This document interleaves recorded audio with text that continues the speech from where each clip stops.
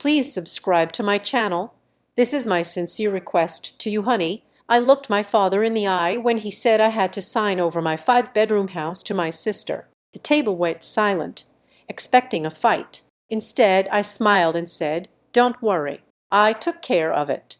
They thought I surrendered. They didn't know that was not a promise. It was a warning, because within 14 days, everything they believed was their right would crumble with just a few clicks and a thin folder. My name is Stella Perry. I sat at the head of the mahogany dining table, my fingers resting lightly on the cool edge of a placemat. The air in the room was warm, smelling of roasted rosemary and garlic, but the atmosphere had just plummeted to absolute zero. My father, Glenn Perry, wiped his mouth with a linen napkin. He did not look at me with malice. That would have been easier to handle. Malice implies you are an opponent, someone worthy of engagement. Instead, he looked at me with the mild bureaucratic indifference of a zoning board chairman denying a permit. "Delaney needs your 5-bedroom house," he said. He did not ask. He did not suggest. He stated it as if he were commenting on the weather or the need to clean the gutters. Beside me, my younger sister, Delaney,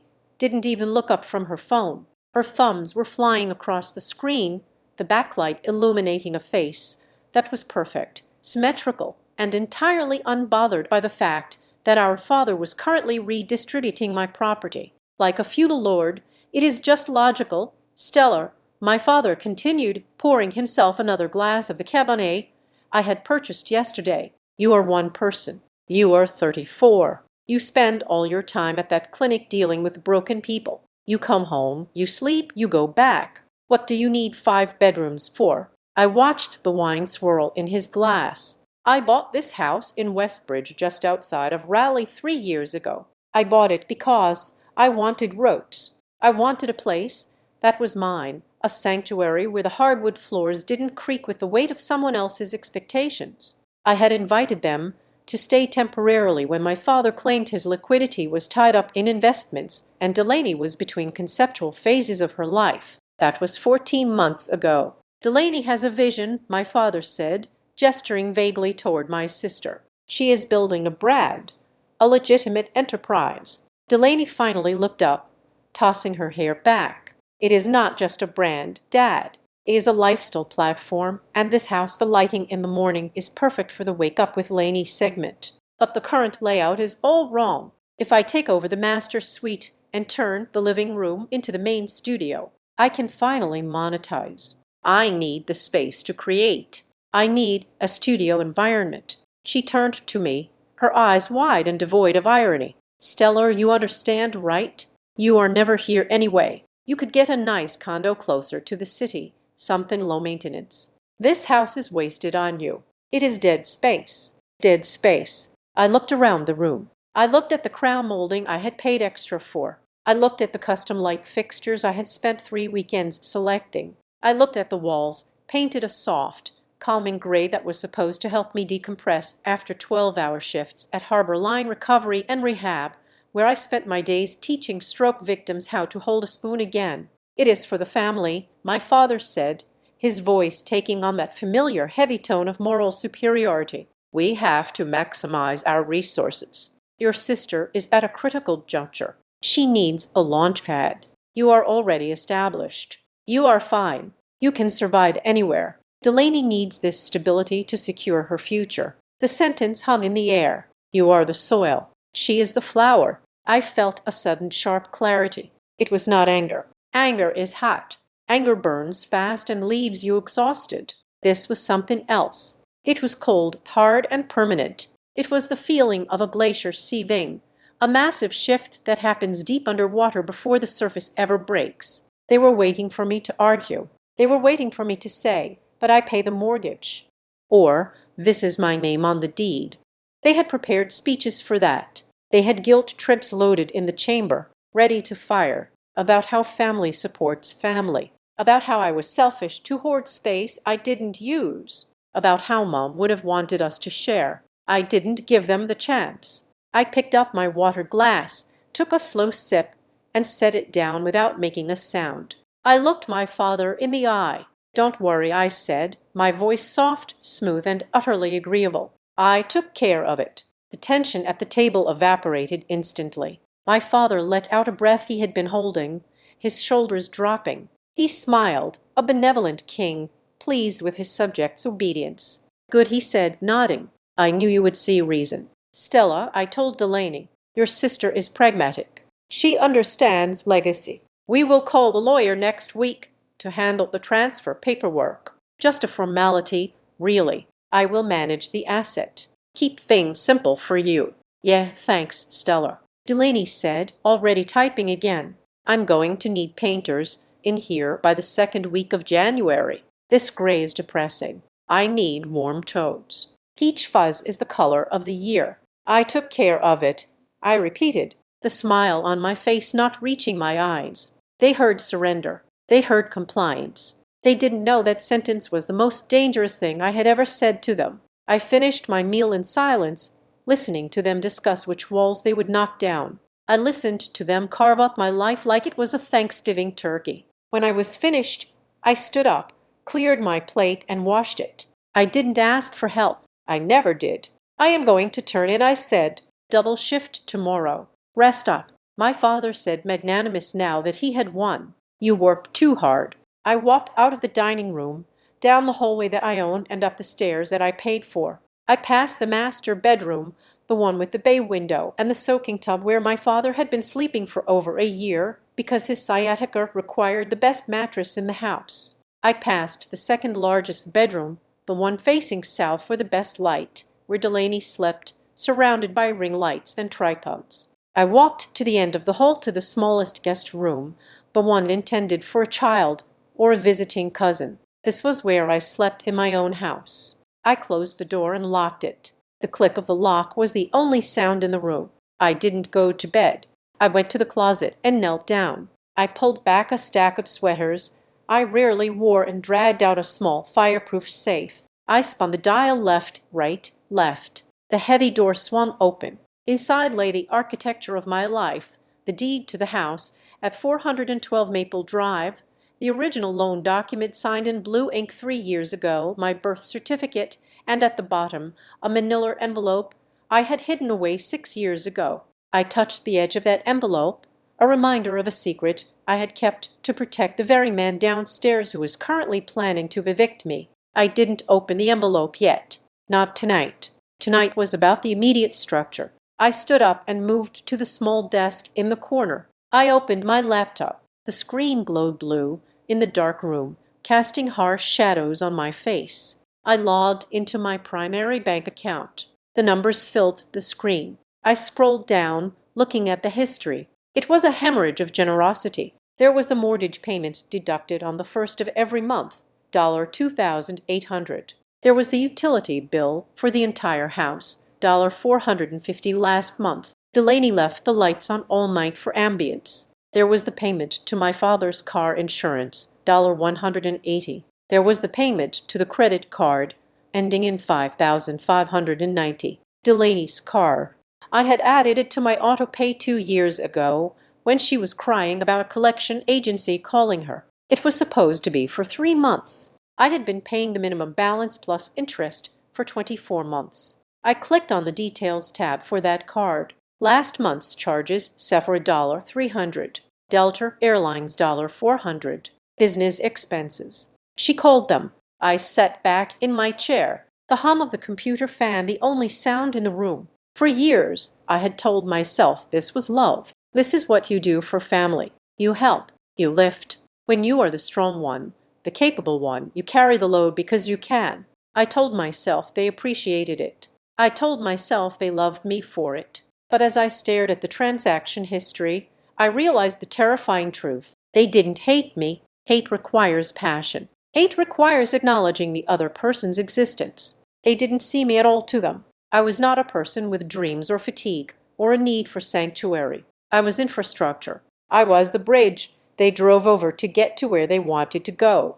I was the foundation that held up the floor they danced on. You don't thank a bridge. You don't love a foundation. You just expect it to be there. And when it cracks, you don't ask if it hurts. You just complain that the ride is bumpy. Stellar is the steady one. My father always told relatives. Stellar is low maintenance. I wasn't low maintenance. I was just maintaining everyone else. My father's words from dinner echoed in my head. Delaney needs your 5-bedroom house. He wasn't asking for a favor. He was managing an asset. And I was just the current property manager he was firing because he found a more deserving tenant. I leaned forward. My hand moved the mouse. The cursor hovered over the tab labeled Scheduled Payments Transfers. This was the nerve center. This was the control panel for the comfortable life they were living downstairs. Everything was set to automatic. It ran like a silent, well-oiled machine, ensuring the light stayed on, the cars stayed insured, and the debt stayed quiet. I clicked. The list populated. Mortgage, auto pay, Duke Energy, auto pay, State Farm Insurance, Glen Perry auto pay, Visa, ending in 5590, Delaney Perry auto pay, Verizon Wireless Family Plan auto pay. I stared at the mortgage payment. That was mine. That stayed. Then I moved the cursor down to the next line. State Farm Insurance. My father drove a 2-year-old sedan. He liked to tell people he paid cash for it. He didn't tell them I paid the premiums because insurers discriminate against seniors. I clicked on the little gear icon next to the payment. A menu popped up. Edit or skip. Cancel. My heart should have been racing. I should have been sweating. This was my father. This was the man who raised me. If I did this, his coverage would lapse within 30 days. If he got into an accident, he would be liable. But I felt nothing. Just that cold glacial calm. I moved the mouse. The cursor turned from an arrow into a pointing finger. Cancel. A warning box popped up. Are you sure you want to cancel this recurring payment? This may result in late fees or service interruption. I clicked yes. Payment canceled. I moved to the next one. Visa ending in 5590. Delaney's Lifeline. The card she used to buy the Peach Fuzz paint samples she was probably ordering right now. Cancel. Are you sure? Yes. I moved to the next one. Verizon Wireless. Cancel. Yes. I worked my way down the list. It was methodical. It was surgical. I was turning off the life support for a parasite. Then I came to the last item. A transfer of $500 set for the 15th of every month. The label simply read Family Fund. This was the money my father claimed went into a high-yield savings account for emergencies. He had convinced me to set it up 5 years ago. You put it in, I manage it, and when you get married or need a new roof, it is there for you. Tax advantaged, he had said.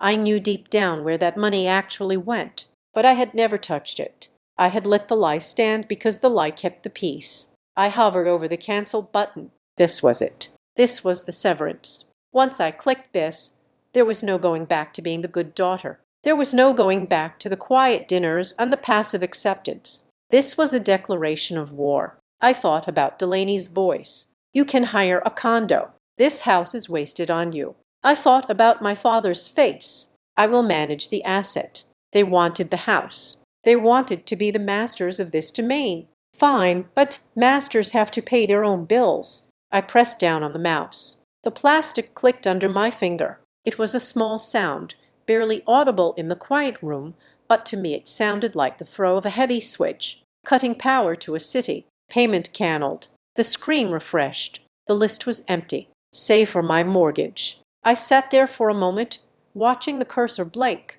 My hand was steady. My breathing was even. Downstairs, I could hear the faint murmur of the television. They were probably watching a movie, drinking my wine, planning the renovation of my home, completely unaware that the ground beneath them had just ceased to exist. I closed the laptop. I put the safe back in the closet. I turned off the light and lay down on the twin bed in the smallest room of my 5-bedroom house. Don't worry, I whispered into the darkness, repeating the promise I had made at dinner. I took care of it for the first time in years. I fell asleep the moment my head hit the pillow. The smell of Harboline recovery and rehab was a specific cocktail of industrial lemon cleanup, stale coffee, and human struggle. It was a scent that had seeped into my paws over the last 8 years. I worked as a senior physical therapist, a job that required a strange duality of tenderness and brutality. Every day, I asked people whose bodies had betrayed them to trust me. I asked stroke survivors to lift legs that felt like lead. I asked car accident victims to bear weight on shattered bones that had only just knit back together. It was exhausting work. By the time I clocked out at 6:00 in the evening, my own back itched in a low, throbbing rhythm. My hands were often cramping from massaging knotted muscles and guiding stiff limbs. But there was a purity to the exhaustion at Harbor Line. When a patient groaned in frustration because they could not button their shirt, I helped them, and they looked at me with gratitude when they finally took that first unassisted step between the parallel bars. We shared a victory that felt tangible. There was a transactional honesty to it. I gave them my strength, and they used it to get better. My family was the opposite. I gave them my strength, and they used it to stay exactly where they were. I drove home that night, after the dinner, the silence of the car wrapping around me. The memory of my childhood often played out in my head, like a film reel where the focus was always slightly off. Delaney was the star. She was the golden child, the one with the bright blue eyes and the laugh that could charm a wallet out of a stranger's pocket. She was chaotic, vibrant, and messy. My parents spent their lives running behind her with a dustpan and brush, sweeping up her broken promises and abandoned hobbies. I was the other one. I was Stella. I was the child who did her own laundry at 12 because Mom was too busy helping Delaney with a science project she had forgotten until the night before. I was the one who packed my own lunch. I was the one who never needed a curfew because I never did anything wrong. I was low maintenance. I was sensible. You would think being the good child would earn you love. It does not. It earns you neglect. When you are a cactus, people forget you need water just as much as the orchid. They just assume you will survive on the moisture in the air. Buying the house in Westbyar Bridge was supposed to be my declaration of self. I was 31. I had saved every bonus, every overtime check, eating ramen and driving a beat-up Honda Civic so I could afford the down payment. I wanted a place that was mine. I wanted a garden where I could plant things that would actually grow. I wanted 5 bedrooms, not because I had a large family, but because I wanted the luxury of empty space. I wanted to walk into a room and hear nothing but my own breathing. The day I got the keys, I sat on the floor of the empty living room and cried. It was the first time I felt safe. That safety lasted exactly 4 months. It started with a phone call from my father. His voice was tight, clipped, the way it got when he was trying to sell a lie. He told me there had been a complication with his portfolio. A liquidity issue was the phrase he used. He made it sound like a global banking error, not personal mismanagement. He just needed a place to crash for a few weeks while the funds cleared. Just until the first of the month, Stellar, he had said, I do not want to burden you. Then Delaney called 2 days later. Her lease was up and her roommate was toxic, and she needed a place to store her things while she looked for a studio apartment in the city. I will be out in 3 weeks, she promised. I just need a landing pad. They moved in on the same Saturday. I remember watching them carry boxes into my pristine hallway. I felt a tightening in my chest, a primal instinct that I ignored because good daughters do not turn their families away. The erosion of my boundaries was slow, like water dripping on a stone. First, it was the rooms. My father looked at the guest room on the ground floor and sighed, rubbing his lower back. He talked about his knees, his hips, the stairs. He looked at the master suite, my suite, with its walk-in shower, and the soaking tub. It is just for a few weeks, he said. That tub would really help my inflammation. You are young, Stella. You can handle the stairs. So I moved my clothes out of the walk-in closet. I moved my toiletries off the double vanity. I gave him my room. Then came Delaney. She walked into the south-facing bedroom, the one with the beautiful bay window that caught the morning light. I had planned to turn it into a reading library. The light in here is crucial for my content, she said, spinning around with her phone in her hand. If I am going to launch this lifestyle channel, I need production value. The basement is too dark. This room is the only one that works. So I moved my books into boxes. Delaney painted the walls a bright, aggressive white, and filled the space with ring lights, racks of clothes she had not paid for, and mirrors. I ended up in the smallest room at the end of the hall upstairs. It was a room meant for a nursery or a home office. It barely fit a queen's bed. I lived out of a single closet while my father snored in my master suite, and my sister filmed Get Ready With Me videos in my library. The word temporary stretched and warped until it lost all meaning. Weeks turned into months. Months turned into a year, then two, then three. The financial bleed was subtle at first. It started with groceries. I would come home to a fridge full of organic kale, imported cheeses, and expensive wines that I did not drink. I put it on your card, Delaney would say, not even looking up from her laptop. I left my wallet in the other bag. I will Venmo you. The Venmo notifications never came. Then it was the utilities. My father liked the house warm in the winter '74. Delaney liked the air conditioning blasting in the summer. My electric bill tripled. When I brought it up, my father waved a hand dismissively. We are a family, Stella. We share burdens. I am handling the big picture investments. Once the market corrects, I will settle up with you. Settling up became a mythological concept, like Atlantis. The request grew bolder. My father's car insurance premium came due. He slid the bill across the counter to me one morning while I was making coffee. Cash flow is a little tight this week, he said. Handle this for me. It is better for your credit score if the household bills are paid on time. He said it as if he were doing me a favor, as if allowing me to pay his insurance was a lesson in financial responsibility. He was graciously teaching me. Then there was the day I came home early from a shift because a patient had called. I walked into the kitchen and heard my father's voice coming from the backyard. He was talking to Mr. Henderson, our neighbor, a retired accountant who meticulously manicured his lawn. I stood by the screen door hidden by the curtain. It is a lovely property. Glenn, Mr. Henderson was saying, you have done a lot with the landscaping. Thank you, my father said. His voice was expansive, proud. We wanted something with good bones. I told the girls if we are going to invest, we invest in quality. I put the deed in Stellar's name for tax purposes. You know how it is, estate planning. But it is the family seat, a legacy for both of them. I felt the blood drain from my face. The family seat, tax purposes. He wasn't just living in my house. He was rewriting the narrative of ownership. In his mind, my name on the deed was a technicality, a clerical quirk. In his mind, he was the patriarch, the lord of the manor, and I was just the shell company he used to hide his assets. I backed away from the door, feeling sick. That night, I looked at Delaney. She was wearing a sweater I had bought for myself, but never worn. It was cashmere. It cost $300. She had borrowed it from my closet without asking. Nice sweater, I said, testing the waters. Oh, this, she said, plucking at a piece of lint. It is a little boxy, but it works for a cozy vibe. You should really buy more fitted things. Stella, you have no shape in this. She was criticizing the clothes she had stolen from me. I went to my room, my small but cramped room, and lay in the dark. I thought about the conversation I had with my father 2 years ago. Right after they moved in, he had sat me down at the dining table, a stack of papers in front of him. Stellar, he had said, putting on his reading glasses. I have been looking at your accounts. You are letting too much cash sit idle. And this mortgage structure.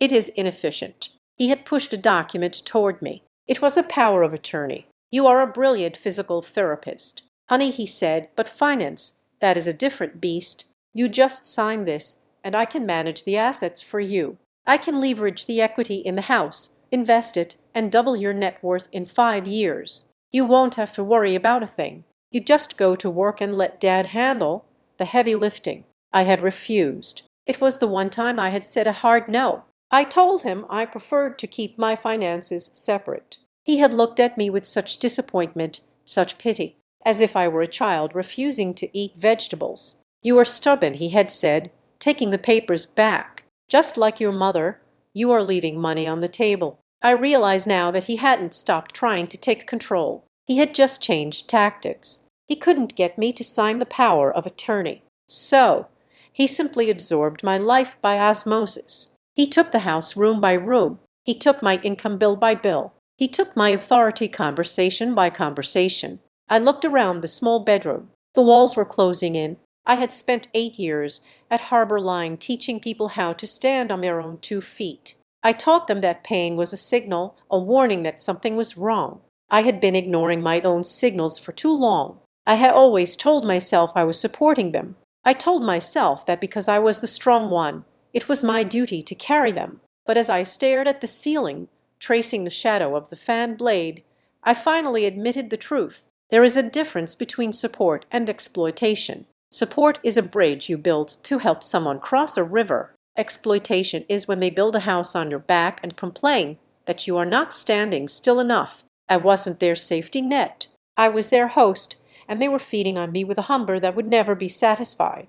My father's demand at dinner that I sign the house over to Delaney wasn't a sudden break. It was the logical conclusion of the last 3 years. In his mind, it was already theirs. He was just asking me to formalize the theft. I rolled over and looked at the glowing numbers on my alarm clock. It was 2:00 in the morning. My shift at Harbor Line started at 7. I would go there, and I would lift dead weight, and I would help people who actually wanted to get better. But when I came back, the locks would be the same, but the person opening them would be different. They thought they were dealing with Stella, the daughter who craved their approval. They didn't realize that Stella had died the moment my father claimed my house was his legacy. The woman who was left was something else entirely, and she was done paying the price for her own existence. The silence of the house at 3:00 in the morning was heavy, not peaceful. It was the kind of silence that amplifies the hum of the refrigerator and the settling of the floorboards until they sound like footsteps.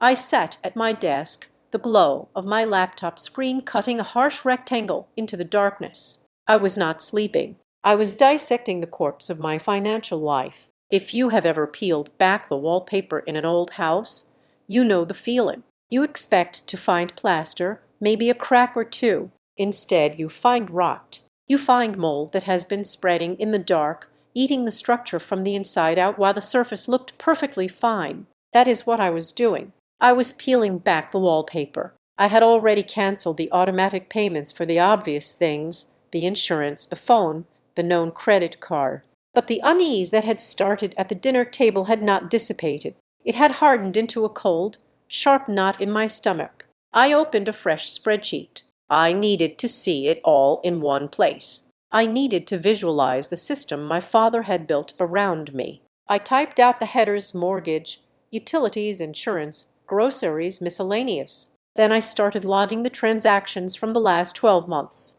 The mortgage was $2,800 a month. That was the beam holding the roof up. I paid that. The utilities averaged $450. I paid that. The food bill was astronomical. Last month alone, the household had consumed $1,200 in groceries. I lived on salads and coffee. Delaney and my father were eating rib eyes and importing specialized mineral water. I paid that. But as I combed through the bank statements, scrolling line by line, my eyes caught something repetitive. It was a transaction labeled GBS autographed. It was for $315. It happened on the 18th of every month for 3 years. I had assumed GBS stood for General Bayside Sanitation or some municipal fee I had forgotten about. I had never questioned it. That was my fatal flaw. I had trusted the labels my father gave things. I opened a new browser tab and searched for the merchant code.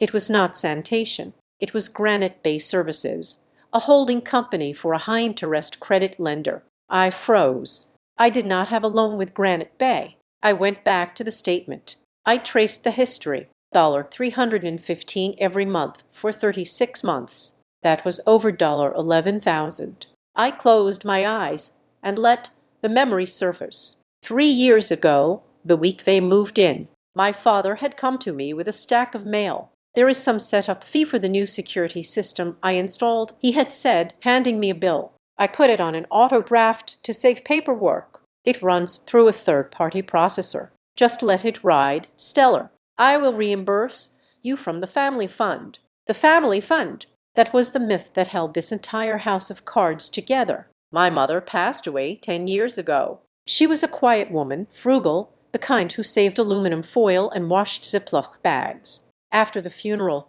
my father had sat us down, looking solemn and weary. He told us Mom had left a nest egg. He called it the family fund.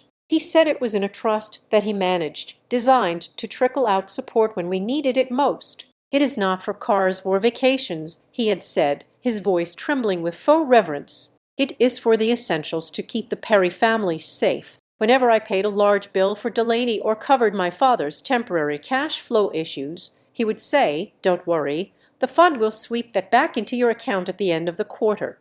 I checked my deposits for the last 3 years. There were 0 transfers from any external trust. 0. The only money coming into my account was my salary from Harbour. The reimbursements he talked about were just my own paychecks circling the drain. The family fund did not exist. Or if it did, it was empty. The ghost of my mother was being used as a line of credit. I felt a wave of nausea, but I pushed it down. Nausea is a weakness. Investigation is a weapon. I navigated to the credit bureau website. I needed to see the full picture. I answered the security questions. My first pet, the street I grew up on, my high school mascot. The screen loaded, a little wheel spinning for what felt like an eternity. My credit score popped up 780. It was an excellent score, a perfect score. Almost. My father would cite this as proof of his benevolence. "See, Stella, I am protecting your reputation." But then I scrolled down to the open account section. My breath hitched in my throat. There were 5 active credit lines. I only owned 3 cards. I clicked on the first unfamiliar account. Sapphire Preferred. Opened 2 years ago. Credit limit $25,000. Current balance $18,400. I clicked on the second one. Granite Bay Rewards. Opened 3 years ago. This was the source of the GBS payment. The limit was $10,000. It was max out. I stared at the screen, my hand trembling over the mouse. I had not signed these applications. I had never seen these cards. Then I remembered the mail. Since my father moved in, he had insisted on getting the mail. "I need to stretch my legs," he would say, meeting the postal carrier at the curb. "I will sort it. You are too busy to deal with junk mail." He wasn't sorting it. He was filtering it. He was intercepting the cards, the statements, the warnings. But why wasn't I in default? Why was my score so high? I clicked on the payment history for the Sapphire card. Minimum payment received. Thank you. Payment source. Stella Perry. Checking. I gasped. The sound was sharp in the empty room. He had set up the autopay for the fraudulent cards using my own bank account. He had buried the transactions in the sea of household bills. He urged me to automate when he told me to just pay the total on the utility cluster. He was including the minimum payments on the debts he had racked up in my name. I was paying for the privilege of being robbed. I stood up and paced the small room. My hands were shaking, not from fear, but from a rage so pure it felt like clarity. It wasn't just greed. It was improved, streamlined efficiency. My father had turned me into a self-cleaning resource. He stole my identity to get credit, used my money to pay the interest so the credit remained good, and then used that good credit to borrow more. It was a perpetual motion machine of exploitation, and I was the engine. I walked to the door of my room and opened it a crack. The hallway was dark. I could hear the rhythmic snoring from the master bedroom, my bedroom. He was sleeping soundly. Of course he was. He had no worries. He had a daughter who functioned as a living, breathing ATM. I heard a noise from the other end of the hall, a door creaking. I went still. Delaney walked out of the bathroom. She was wearing silk pajamas and holding her phone, the screen lighting up her face. She wasn't looking where she was going. She knew the path by heart. She dialed a number and put the phone to her ear, leaning against the doorframe of the room she had stolen from me. "No, listen," she whispered. Her voice was excited, breathless. "It is happening next week, Tuesday." I held my breath. "Yeah, the 5-bedroom," she continued. "I know it is perfect for the studio. Dad is handling the transfer. He said Stella is totally on board. She is practically begging to give it to me. She knows she does not fit the vibe here." She laughed. It was a cruel, dismissive sound. "No, I do not have to buy her out," Delaney said. "Dad says we are just doing a deed transfer gift of equity or something. He is working the angles. I will own it free and clear by the 1st of February. We can start the demo on the living room wall immediately." She paused, listening to the person on the other end. Her Delaney scoffed. She will just get an apartment. She is never home anyway. Honestly, we are doing her a favor. She is drowning in this place. She needs something smaller, like a shoebox. She laughed again, pushed off the door frame, and disappeared back into her room. I stood in the dark for a long time. She will own it free and clear. We are doing her a favor. They truly believed it. That was the most terrifying part. They had rewritten reality so thoroughly that in their version of the story, they were the heroes saving me from the burden of my own success. They weren't stealing. They were reallocating resources. They weren't parasites. They were visionaries. I went back to my desk.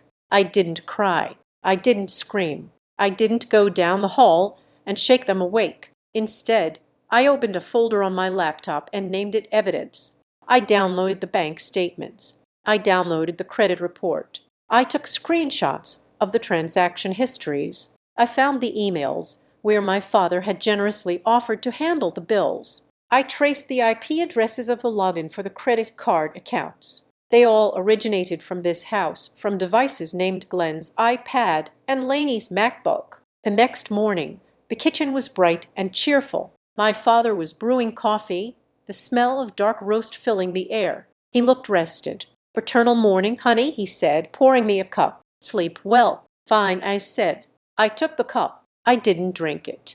"By the way," he said, leaning against the counter, casual as anything, "I set up the notary for Tuesday afternoon, 2:00. I know you have a shift, but if you could take a long lunch, it will only take 20 minutes. We just need to get those signatures on the deed transfer so I can file the county paperwork." He smiled. "Then it is done. One less headache for you to worry about." He wasn't asking, he was fiddling. "Tuesday," I repeated. My voice was flat. "Tuesday," he confirmed. "Just bring your ID. I have everything else typed up." I looked at him. I looked at the man who had taught me to ride a bike. I looked at the man who had forged my financial death warrant and called it love. "Okay," I said.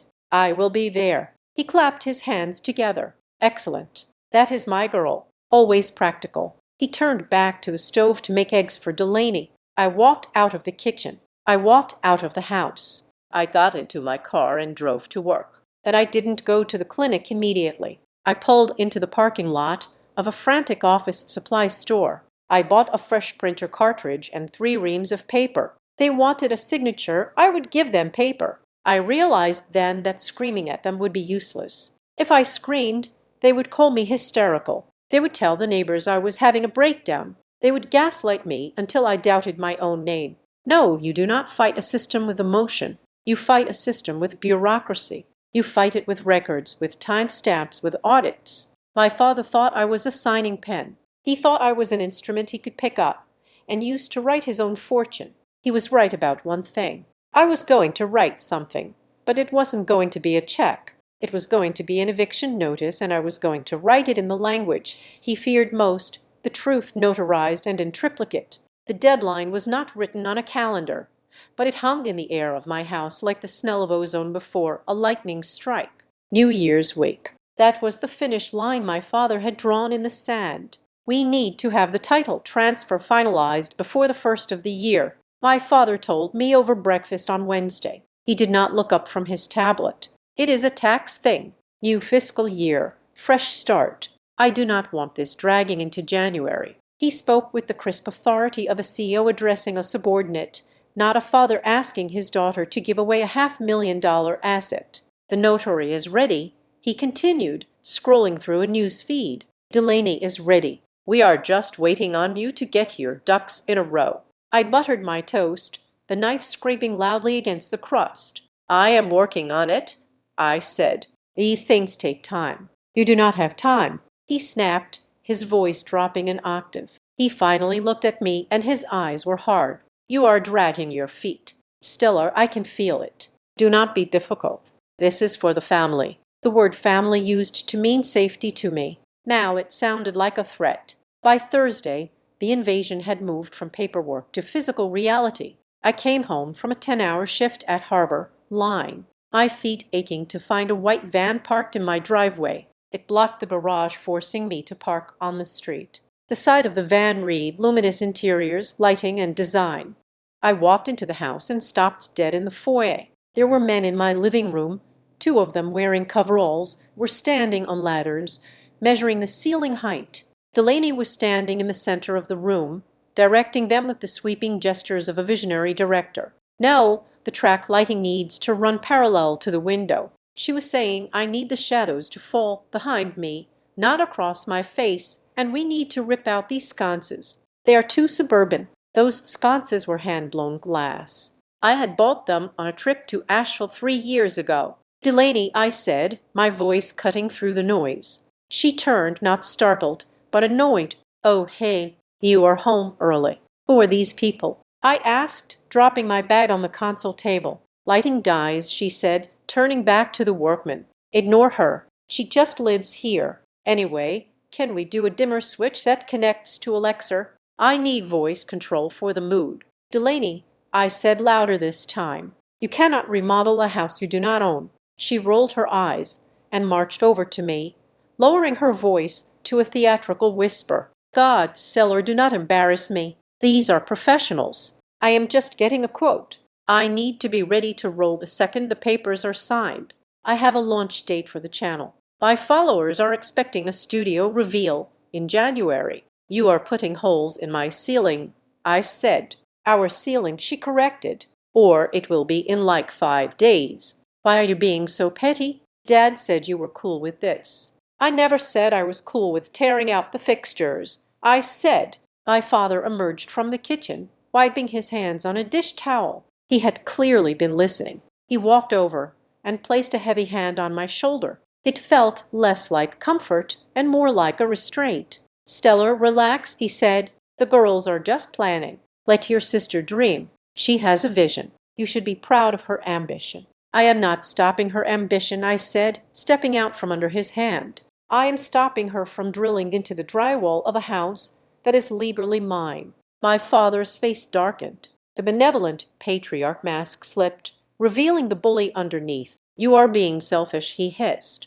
"Look at you. You have a career. You have stability. You have this big empty space that you do nothing with. Your sister is trying to build something. She is trying to create a future, and you are worried about some drywall. Where is your heart?" "It is not about the drywall, Dad," I said. "It is about respect. Respect is earned." He countered coldly. "And right now you are acting like a jealous child. Delaney is the one with the potential here. She is the one who is going to put the Perry name on the map. You are just existing. The least you can do is get out of her way." I stood there stunned by the naked cruelty of it. "You are just existing," Delaney chimed in, sensing the shift in power. "Seriously, Stellar, you are rich. You make what? 80,000 a year. You can afford to go anywhere. You could get a cute loft downtown. You could travel. Why do you want to stay here in the suburbs with us anyway? It is weird. You are 34. You should be independent." The irony was so thick I could taste it like metal. They were telling me I should be independent while standing in the house I bought, eating the food I paid for, wearing clothes purchased with my credit cards. "I am independent," I said quietly. "Then prove it," my father said. "Sign the papers. Move out. Let your sister have her turn." I looked at them. I looked at the contractors on the ladders who were awkwardly pretending not to hear the domestic dispute. I realized then that there was no reasoning with them. They had built a fortress of entitlement so high that logic could not scale it. If I said no, I wasn't just asserting my rights. I was destroying their fantasy. I would be the villain. I would be the evil sister who crushed Delaine's dreams and disrespected her aging father. They were banking on my guilt. They were banking on the fact that for 30 years I had always chosen to be the good girl rather than the right girl. I took a deep breath. I forced my shoulders to drop. I forced the tension out of my jaw. "Fine," I said. "I am sorry. It has been a long week." My father smiled. It was a victory smile. "That is better. We are all stressed. Go upstairs, take a bath, let Delaney handle the creatives." I walked up the stairs. Halfway up, I saw a package leaning against the wall in the hallway. It was a large flat cardboard box. The shipping label was addressed to Delaney Perry. I couldn't help myself. I peeked at the packing slip stuck to the side. Item: custom acrylic signage, neon pink. Text: the Delaney Daylight Studio. Price $800. Payment method: Visa, ending in $4421. I didn't recognize the card number. It wasn't mine. It wasn't one of the fraudulent ones I had found yet. It was new. They were opening more accounts. They were accelerating. I went to my room and locked the door. I didn't take a bath. I sat on the edge of the bed and stared at the closet where my safe was hidden. An hour later, there was a knock on my door. Stellar. It was my father. I opened the door. He was standing there with a glass of wine, my wine in his hand. He looked casual, but his eyes were scanning the room. I was thinking, he said, stepping inside without waiting for an invitation. With all the moving parts next week, the notary, the lawyers, the movers, things are going to get chaotic. I suppose so. I said, I want to make sure the important documents are secure. He said, the deed, the original loan papers or birth certificate. We cannot afford to misplace anything during the shuffle. He paused, taking a sip of wine. Give me the key to your safe, he said. It wasn't a question. I have it handled. Dad, I said, keeping my voice level. Stellar, he said, his tone warning. Do not start this again. You are disorganized. I have seen your office papers everywhere. I have a filing system downstairs in the master. I want to consolidate everything tonight so we are ready for Tuesday. I do not want to be hunting for the deed 10 minutes before the notary arrives. He held out his hand, palm up, expectant. I am doing this for you, he added, to keep you safe. You know how you get when you are stressed. You lose things. I looked at his hand. It was the hand that had held mine when I crossed the street as a child. Now it was a claw reaching for the last scrap of leverage I had. If I refused, he would know I was fighting back. If I refused, the war would start tonight before I was ready, before I had the legal framework in place. But if I gave him the key, he would open the safe. He would find the manila envelope, the envelope I had hidden 6 years ago, the envelope that contained the proof of his first betrayal, the one he thought was buried forever. My heart hammered against my ribs. I had to think fast. I do not have the key on me. I lied. I left it at work in my locker. His eyes narrowed. You left the key to your home safe at a rehab clinic. I keep it on my work lanyard, I said, improvising so I do not lose it like you said. I can be disorganized. He stared at me for a long, long second, searching for the lie. I held his gaze. I made my face a mask of exhaustion and stupidity. See, Dad, I am just the dumb, tired daughter. Fine, he said, lowering his hand. Bring it home tomorrow. First thing, I want those papers on my desk by Friday night. Okay, I said. I will bring it tomorrow. Do not forget, he said. This is happening, Stellar, with or without your cooperation, but it is a hell of a lot easier if you just cooperate. He turned and walked out, leaving the door open. I waited until I heard his heavy footsteps go down the stairs. I waited until I heard the television turn on in the living room. Then I moved. I didn't turn on the light. I worked by the glow of the street lamp outside the window. I pulled the safe out of the closet. My hands were trembling, but not with fear anymore, with adrenaline. I spun the dial. The door clicked open. I didn't take just the papers. I took everything. The deed, the loan documents, the passport, the birth certificate, and the envelope. I shoved them into my work backpack. I stuffed gym clothes on top of them to hide the bulk. Then I locked the safe again and put it back in the closet. It was empty now, a hollow metal box waiting for a thief. I grabbed a second bag. I packed my jewelry, the few pieces that had belonged to my grandmother, the ones Delaney hadn't borrowed yet because she thought they were old-fashioned. I packed my hard drive with my photo backups. I packed the physical copies of the bank statements I had printed yesterday. I looked around the room. It was the room of a guest. There was nothing left on the surfaces that mattered. I've put on my coat. I grabbed my car keys. I walked downstairs. Where are you going? Delaney asked from the couch. She was flipping through a paint van deck. Pharmacy, I said without stopping. Migraine. Pick me up some sparkling water, she called out. The lime kind.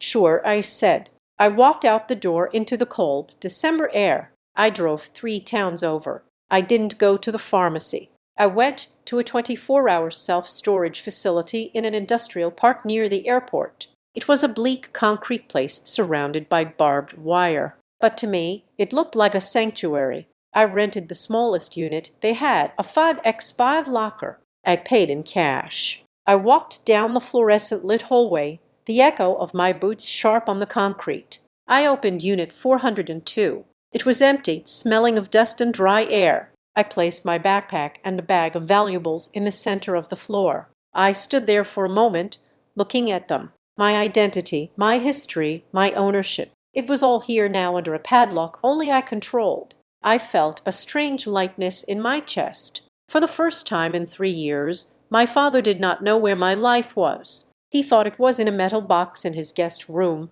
waiting for him to seize it. He was wrong. I drove back to West BR Bridge. On the way, I made a phone call. It was late, but I left a voicemail on the office line of a woman named Sarah Jenkins. She was a real estate attorney who had helped one of my patients with a messy divorce. "Hi, Sarah," I said, my voice steady over the Bluetooth. "This is Stellar Perry. You helped Mr. Tavish last year. I need an appointment immediately. I am dealing with a coerced property transfer and identity theft involving immediate family members. I have documentation. Please call me back."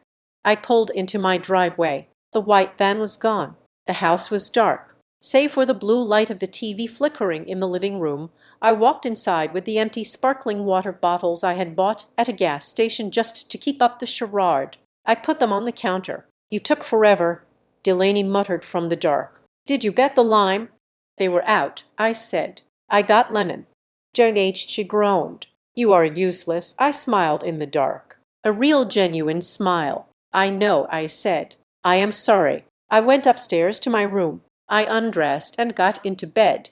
Tomorrow my father would ask for the key. I would give it to him. He would open the safe and find it empty. But by then I would already be gone for the day. And when the explosion happened, I wouldn't be there to absorb the blast. I would be sitting in Sarah Jenkins' office, lighting the fuse that would burn their entitlement to the ground. They wanted me to be silent. Fine. I would be silent, but it would be the silence of a sniper, not a victim. I closed my eyes. The deadline was New Year's. They thought they were racing toward a finish line. They didn't know they were sprinting toward a cliff. The office of Sarah Jenkins smelled of old leather and expensive coffee, a sharp contrast to the suffocating scent of vanilla candles and deceit that currently filled my home. Sarah was a woman of sharp angles and sharper intellect. Sitting behind a desk that looked like a fortress of mahogany, she held the photocopy of the deed transfer document my father had left on the kitchen counter, the one I had photographed before leaving the house that morning. "This is a quitclaim deed," Sarah said, her voice dry and devoid of emotion. She pushed her glasses up the bridge of her nose. "If you sign this, Stellar, you are not just letting your sister lie there. You are transferring your ownership interest to her. You are giving away the asset. But because your name is still on the mortgage, you remain liable for the debt. It is the worst possible financial position you could be in. You would own the debt, and she would own the house." I sat in the plush guest chair, my hands folded in my lap.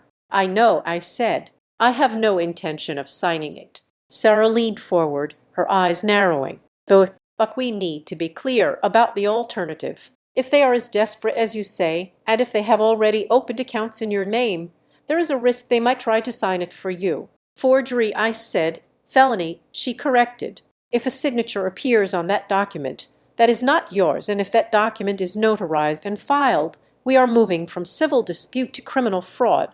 My advice, do not just say no. Make it impossible for them to proceed." I nodded. "I am not just saying no. I am dismantling the machine." I left her office with a retainer agreement signed and a specific set of instructions. The war had moved from the skirmish lines to the trenches. The next 3 hours were spent in the parking lot of a public library using their secure Wi-Fi. I did not trust the network at home anymore. My father prided himself on being tech-savvy. I wouldn't put it past him to have a keystroke logger on the router. I started with the credit bureaus, Equifax, Experian, TransUnion. I went through the process of freezing my credit files. It was surprisingly easy. A few clicks that slammed a steel door on my financial identity. I set up a pin for each one, a random string of numbers that had no connection to my birthday, my social security number, or any date my family would know. Credit freeze active. No new accounts could be opened. No loans could be taken out. If my father tried to apply for another credit card in my name to fund Delaine's studio launch, he would hit a digital brick wall. Next, I went to a bank I had never used before. It was a regional credit union, small and unpretentious. I walked in and opened a checking account.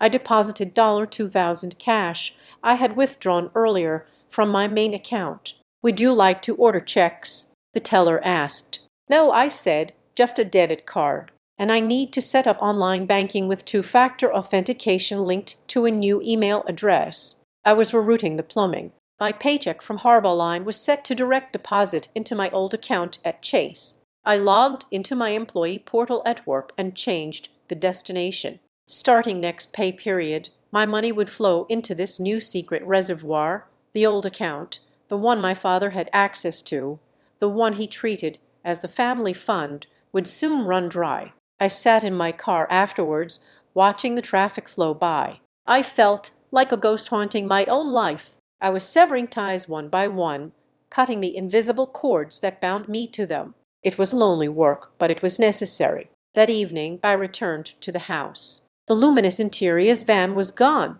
but the living room was a disaster zone. The sconces were gone, leaving jagged holes in the drywall with wires hanging out like exposed nerves. There were paint swatches taped to every wall. Delaney was on the couch surrounded by fabric samples. "Hey," she said, not looking up. "Did you see the email about the paint? I need you to transfer $500 to the contractor for the deposit. He needs it by Friday."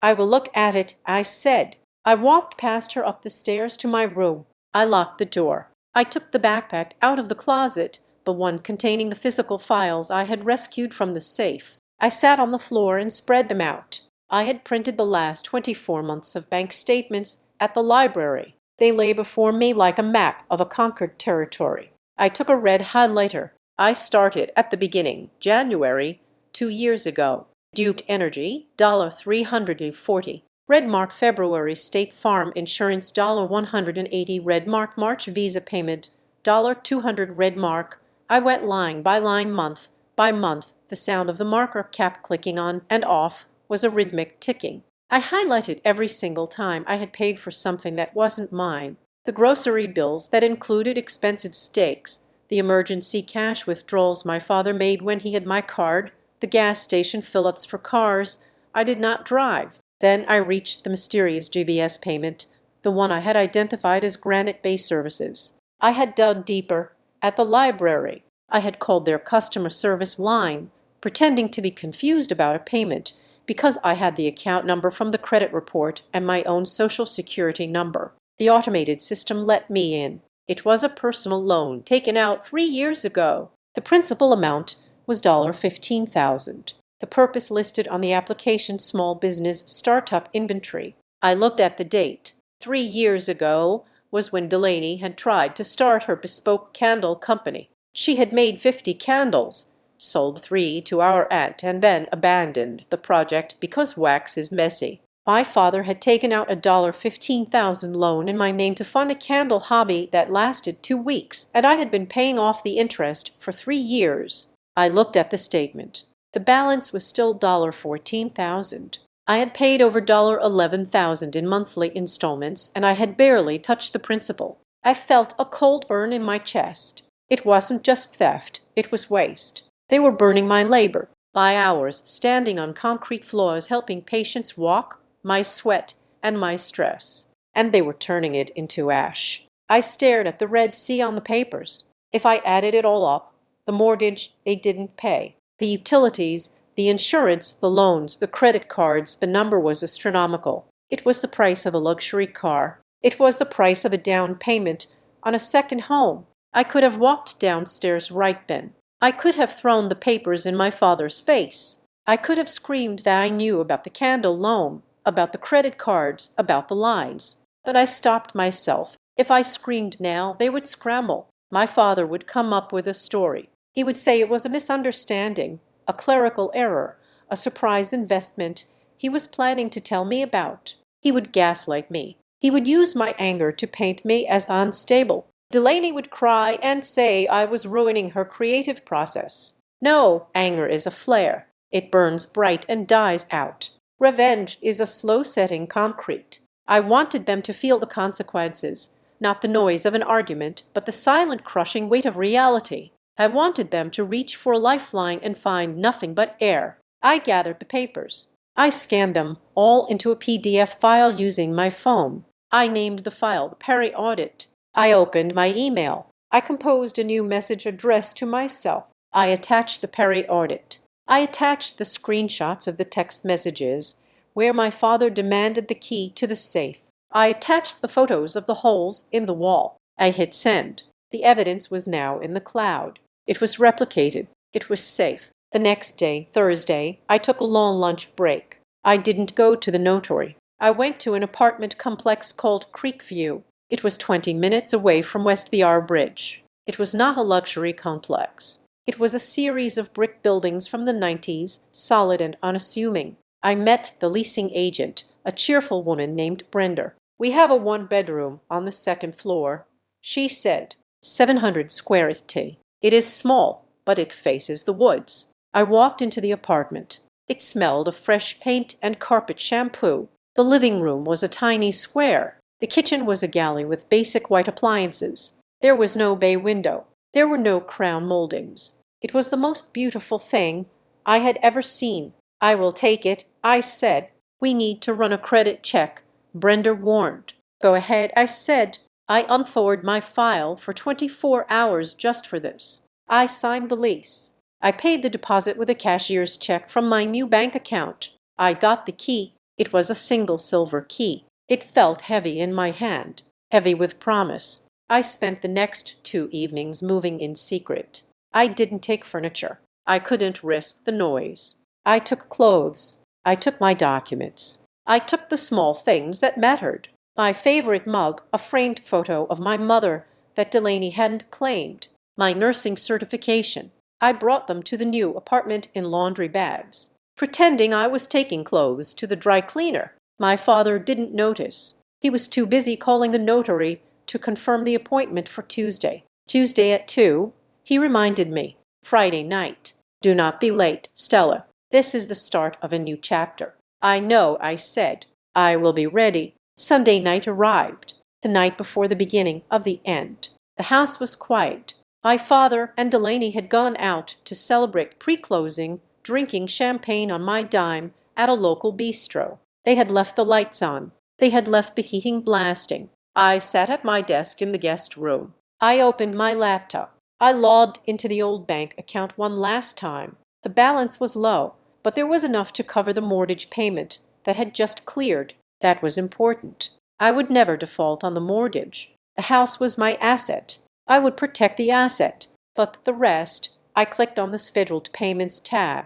The list stared back at me. The parasites attached to my vein. State Farm Insurance. Glen Perry due in 3 days. Granite Bay Services. The Candle loan due in 5 days. Visa ending 55.90. Delaney's fund money due in 7 days. Duke Energy due in 10 days. Verizon Wireless due in 12 days. My finger hovered over the mouse. For years, I had been the wall that held back the wind. I had been the roof that kept out the rain. I had protected them from the consequences of their own laziness, their own greed, their own incompetence. I had thought I was being a good daughter. I realized now I had just been an enabler. I had deprived them of the most important lesson life has to offer, the lesson of cause and effect. It was time to let the wind blow. It was time to let the rain fall. I clicked the gear icon next to the insurance payment. Cancel. Are you sure? Yes. I clicked the gear icon next to the loan payment.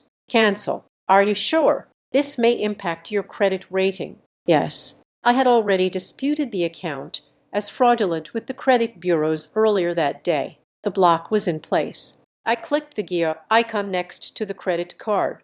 Cancel. I clicked the gear icon next to the electric bill. Cancel. I worked my way down the list until it was white and clean. The only thing remaining was Stella Perry Mortgage. I sat back. The room felt different. The air felt thinner, cleaner. I had cut the pipes. The water was still in the lines, so the tap would work for a day or two. They wouldn't notice immediately. Delaney would still swipe her card tomorrow morning for her latte. My father would still drive his car. The lights would still turn on. But the reservoir was gone. The flow had stopped. I closed the laptop. I stood up and looked around the room. I had already moved everything that mattered to the apartment at Creek View. This room was just a shell now. I went to bed, but I didn't sleep. I lay awake, listening to the sound of the front door opening downstairs. I heard their laughter as they came in, drunk on entitlement and my champagne. To the new studio, Delaney shouted. To the future, my father bellowed. I stared at the ceiling and whispered my own toast into the darkness. To the reality check, Tuesday was coming, and they had no idea that the pen I was bringing to the meeting wasn't for signing a deed. It was for writing them out of my life. The fallout began exactly 72 hours after I clicked the cancel button. It was a Friday evening, the kind of winter night where the air feels tight and brittle, waiting for something to smack. I was in the kitchen, slowly washing a single mug when the front door flew open with enough force to shutter the frame. Delaney stormed in. She wasn't just angry. She was vibrating with the specific panicked humiliation of someone who has been publicly shamed. She threw her keys onto the counter, narrowly missing the fruit bowl. "What did you do?" She screamed. Her face was blotchy, her mascara smeared under one eye. "What the hell did you do to the visor?" I didn't turn around. I kept scrubbing the rim of my mug. "I am not sure what you mean," I said, my voice even. "I was at the checkout," she yelled, her voice cracking. "I was at the checkout at Whole Foods with a line of 5 people behind me. I had $200 of groceries in the cart, and the card declined." Declined. The cashier looked at me like I was a criminal. I had to leave the cart there. I had to walk out. She slammed her hand on the quartz countertop. Then I went to the camera store to pick up the lighting gel. Declined again. The guy said, "Call your bank." I called the number on the back of the card, and they said the account is closed. Closed. Stellar. My father appeared from the living room, drawn by the noise. He was wearing his reading glasses and holding his phone, looking more annoyed by the disruption than concerned. "Calm down, Delaney," he said, holding up a hand. "It is probably a fraud alert. I will call them. Stella probably just forgot to authorize the large purchases." He turned his gaze to me, expecting me to apologize and fix it. "Stella, unlock the card. Your sister is upset." "I cannot unlock it," I said, drying my hands on a towel. "It is not locked. It is cancelled." The room went dead silent. The hum of the refrigerator seemed to roar. "Excuse me," my father said, his voice dropping to that dangerous low register. "I cancelled the card," I repeated, "and the insurance payment and the loan auto draft. I removed my bank account from all of them." My father stared at me for a moment. He looked like he couldn't process the language I was speaking. "You cancelled the insurance." "My car insurance." "Yes," I said. "It is your car. It should be your insurance." "You are trying to ruin me," he whispered, the realization dawning on him. "I drive that car to my appointments. If I get pulled over, then you should probably pay the premium." I said, "I believe there is a grace period. You have time." Before he could respond, his phone rang in his hand. He looked at the screen. It was a local number. He answered it on speaker out of habit, or perhaps because he was too shocked to lift the phone to his ear. "This is Glenn," he said. "Mr. Perry, this is State Farm agent regarding your policy ending in 449. A woman's voice chirped into the tense kitchen air. "We received a notification of a payment reversal from the primary funding source. We need to update your payment method immediately to avoid a lapse in coverage. The amount due is $180. My father's face turned a deep mottled red. He jabbed the end call button so hard I thought the screen would crack. "You reversed it," he snarled at me. "You didn't just stop it.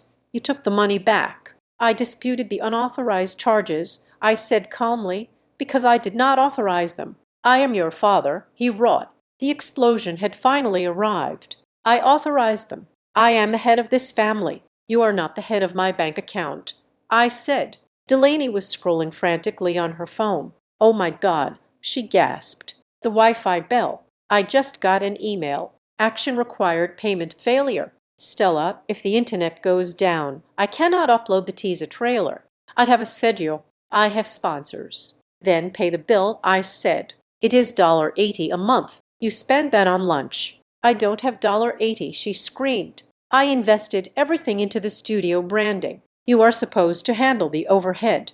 That was the deal. I never signed a deal, I said.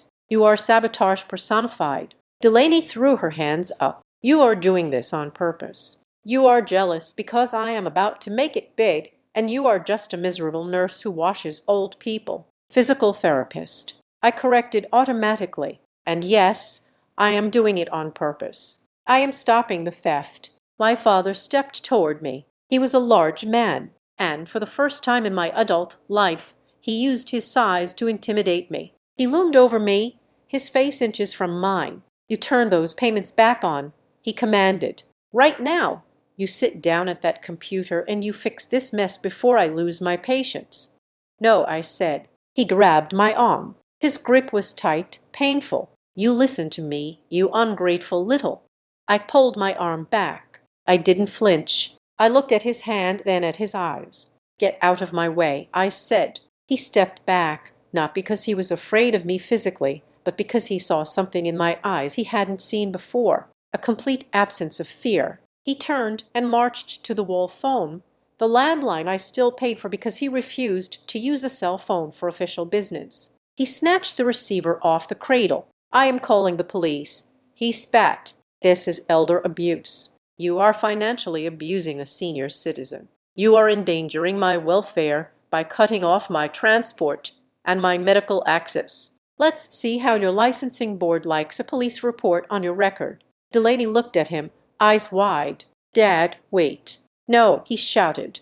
She wants to play legal games. We will play. I am 68 years old. I have rights. She is manipulating a vulnerable person. He dialed 911.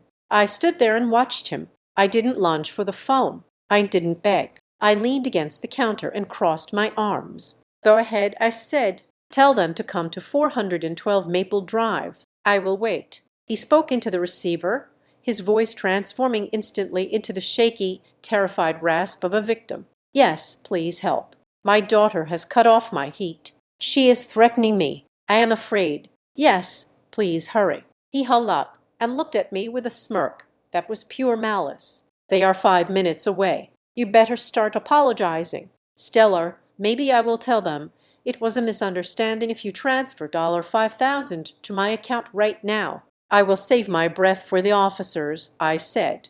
I walked past him, went to the hall closet, and put on my coat. I grabbed the folder I had prepared the emergency packet Sarah, my lawyer, had told me to keep on hand. I went out to the front porch and waited. The blue lights swept across the neighborhood lawns 4 minutes later. 2 cruisers pulled up. The neighbors were already peeking through their blinds. This was the ultimate shame in West BR Bridge, a police visit. My father thought this would break me. He thought the embarrassment would force me to fold. He didn't understand that when you have already burned the bridge, you don't care about the smoke. 2 officers walked up the driveway. One was older, Sergeant Miller. The other was young, Officer Davis. My father burst out the front door before they even reached the steps. He was performing. He was hunched over slightly, clutching his chest. Officers, he gasped. Thank God. She isn't there. She is crazy. She cut off the power. She cut off my insurance. I cannot get to my doctor. She is trying to force me out into the cold.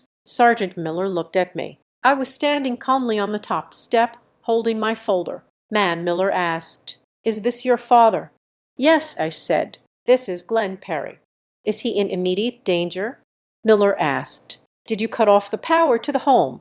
The power is on, I said, pointing to the glowing porch light and the warm windows. The heat is set to 70. There is food in the fridge. The water is running. Miller looked at the house, then back at my father. Sir, you said the power was cut. She cut the payments. My father sputtered, straightening up, forgetting his act for a second. She canceled the autopay on the bills. She canceled my car insurance. That is financial violence. I stepped forward and handed Sergeant Miller the folder. "Officer," I said clearly, "I am the sole owner of this property. Here is the deed. Here is my identification. These two people, my father and my sister, are guests in my home. They do not pay rent. They do not contribute to utilities. For 3 years, I have voluntarily paid their personal bills as a kindness. Yesterday, I stopped paying their personal bills. I did not evict them. I did not turn off the utilities to the house. I am still paying those. I simply stopped paying for his car and her credit card." Officer Davis shone his flashlight on the deed. He looked at the bank statements I had included, showing the years of payments. "This is a civil matter," Miller said, handing the folder back to me. He looked at my father with a distinct lack of sympathy. "Sir, your daughter is not required by law to pay your car insurance. That is not elder abuse. That is that is life. She is doing it to intimidate me." My father yelled. "She is trying to coerce me. It sounds like she's just balancing her checkbook, sir," Miller said dryly. "Unless there is a threat of physical violence, we cannot do anything here. You have heat, you have water, you have access to the dwelling." "Yes, but then have a good night," Miller said. He turned to me. "Ma'am, if you want them removed, you will need to go through the formal eviction process given how long they have lived here. We cannot kick them out tonight, but neither can we force you to pay their bills." "I understand," I said. "I have a lawyer handling the next steps." "Good luck," Miller said. He tipped his hat and walked back to the cruiser. My father stood on the lawn, illuminated by the departing tail lights. He looked small. The performance had failed. The audience had walked out. He turned to me, his face twisted in hate. "You humiliated us. You called them," I said. "I just answered their questions." I walked back inside. Delaney was sitting on the stairs crying, not the fake, manipulative crying she used to get her way, but real scared tears. She had heard everything. "Stellar," she sniffled as I walked past. "Stellar, stop, please. I cannot work if I cannot buy equipment. I cannot launch. Just give me 1 month. Just 1 month, I promise. Once the studio is done, I will pay you back. I will sign a contract. Just turn the card back on." She reached out and grabbed the hem of my coat. "Please, I am your sister." I looked down at her. I saw the girl I used to protect on the playground. I saw the girl I used to buy ice cream for when she scraped her knee. But then I saw the woman who had ordered neon signs while I was working double shifts. I saw the woman who called me useless because I bought the wrong sparkling water. "It is being handled," I said. "What does that mean?" she wailed. "What is being handled?" "Everything," I said. I went to my room and closed the door. My heart was pounding, but it wasn't from fear. It was from the exertion of holding up a mirror to people who had never looked at themselves in their lives. I sat down at my desk and opened my laptop to check my email. I wanted to see if Sarah had sent over the draft for the cease and desist order for the defamation I knew was coming next. There was no email from Sarah, but there was an email from the fraud department of Granite Bay Credit Union. Subject: urgent verification required for supplemental mortgage application. I froze. I clicked it open. "Dear MS. Perry, we have received your application for a home equity line of credit HELOC in the amount of $150,000 secured by the property at 412 Maple Drive. Before we can proceed to closing, we require a secondary verification of your income documents as the W-2s submitted appear to be from a self-employment entity rather than Harborline Rehab." I stared at the screen. The timestamp showed the application had been submitted 4 hours ago. While I was driving home while they were drinking champagne, they hadn't just planned to have me sign the deed on Tuesday. They had already applied for a loan against the equity of the house. They were going to strip the value out of the property the second they tricked me into signing it over. Or perhaps they were trying to do it before the transfer, forging my name to get the cash now. And they had listed self-employment income, Delaney's non-existent studio income. They were using my house to launder her fantasy into cash. My father's words from the lawn echoed in my head. "You better start apologizing." He wasn't desperate. He was actively criminal. I picked up my phone. I didn't call my father. I didn't call Delaney. I took a screenshot of the email and forwarded it to Sarah with 3 words in the subject line. Subject: they just escalated. I looked at the door of my room downstairs.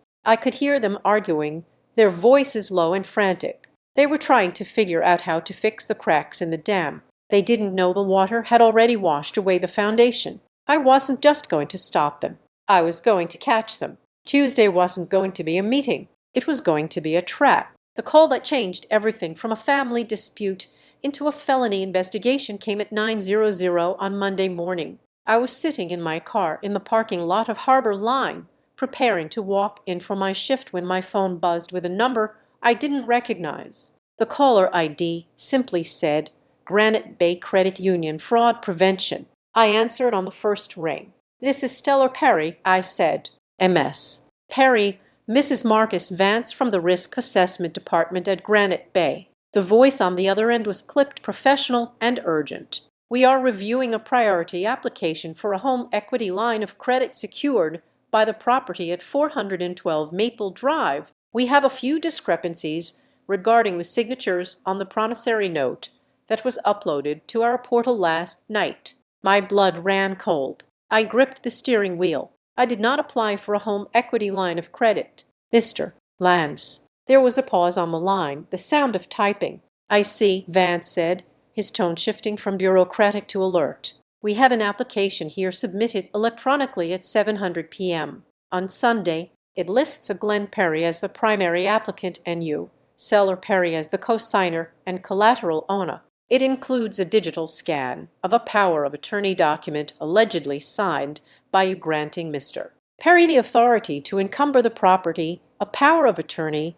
The world tilted on its axis. My father hadn't just bullied me. He had forged a legal instrument that gave him the rights of a king over my life. He hadn't just assumed I would sign the deed on Tuesday. He had already created a fail-safe in case I didn't. He had created a fake version of me, a paper Stellar who agreed to everything. "Mr. Vance," I said, my voice shaking with a rage so cold it felt like ice water in my veins. "I need you to listen to me very carefully. I did not sign that document. I have never granted my father power of attorney. That signature is a forgery." "Okay," Vance said, "I am flagging the application as fraudulent immediately. We will cancel the request." And no, I interrupted. "Do not cancel it yet. Ma'am, if you cancel it now, he will get an automated email saying it was declined." I said he will know I court him. He will panic and destroy the evidence. I need you to keep the application in pending review status for 3 more hours.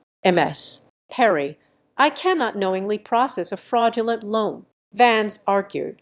"I am not asking you to process it." I said, "I am asking you to pause. I have a meeting with him and a notary at 2:00 this afternoon. He thinks we are just signing a deed transfer. If he believes the loan is still moving forward, he will walk into that office with the forged documents in his hand. I need him to produce them in front of a witness." Vance was silent for a long moment. He was a banker, not a detective, but he understood the game. "I can hold the file for 24 hours pending additional signature verification," Vance said. "But MS. Perry, if that power of attorney is notarized, you have a very serious problem. It means a notary public has either been duped or is complicit." "Send me the file," I said. "Send me everything he uploaded." 5 minutes later, the PDF arrived in my inbox. I opened it on my phone. There it was. A request for $150,000. The stated purpose of the loan: commercial investment.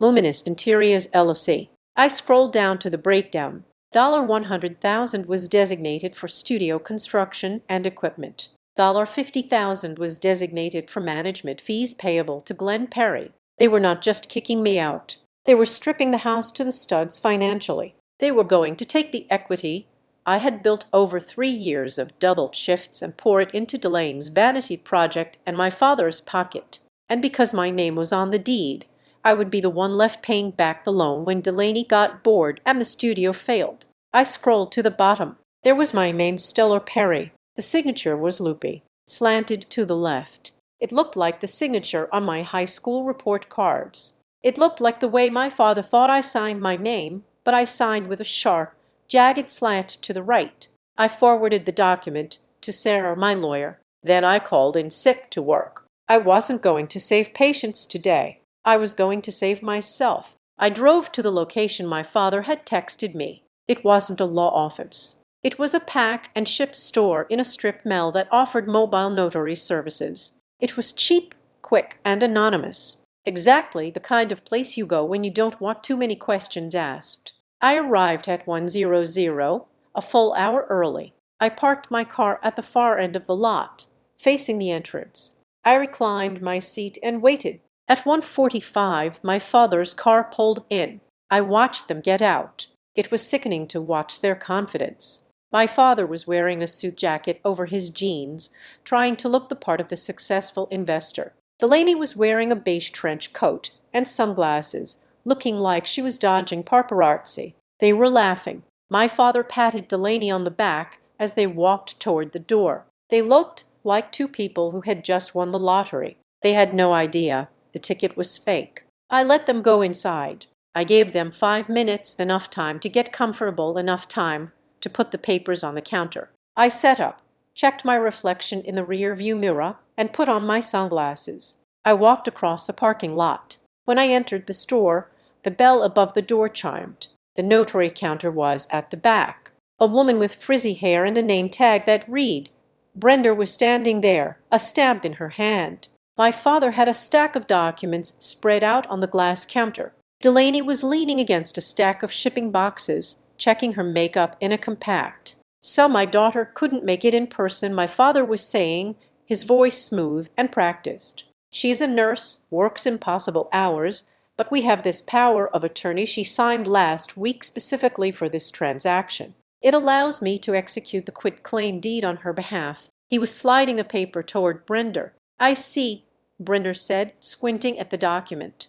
And this is the original. Yes, my father said, signed and witnessed. I will just need to verify the witness signature. And Brenda started to reach for her stamp. Actually, I said, my voice cutting through the hum of the photocopier in the corner, I think you should verify the donor's signature first. The three of them froze. It was a cinematic freeze, absolute and terrified. My father turned around slowly. His face went from confident to ash and gray in the span of a heartbeat. Delaney dropped her compact. It hit the linoleum floor with a loud crack, shattering the mirror. Stellar, my father whispered. I took off my sunglasses. I didn't look at him. I looked at the notary. Hi, Brenda, I said, walking up to the counter. I am Stella Perry, the person listed on that document, and I'm here to tell you that I did not sign that power of attorney, and I certainly did not authorize this man to transfer the deed to my home. Brenda pulled her hand back from the paper as if it were burning. She looked from me to the document, then to my father. Sir, she asked, her voice rising in alarm, you said she was at the hospital. She is confused. My father stammered, trying to regain control. He stepped between me and the counter, physically trying to block my access to the notary. Stellar, you are tired. We discussed this. You signed this last week. Do not make a scene. Move, I said. Stellar, listen to me. He hissed, his eyes wide and frantic. You are ruining the schedule. The loan officer is waiting for the deed transfer. We need to do this today. The loan officer isn't waiting. I said I spoke to Marcus Vance at Granite Bay this morning. The color drained from my father's face completely. You called them. I did, I said. And I sent them a specimen of my real signature. They know, Dad. They know you forged my name on the application. They know you forged this power of attorney. And right now there is a fraud alert on my Social Security number that is flashing red on every banking terminal in North America. Delaney let out a small strangled sound.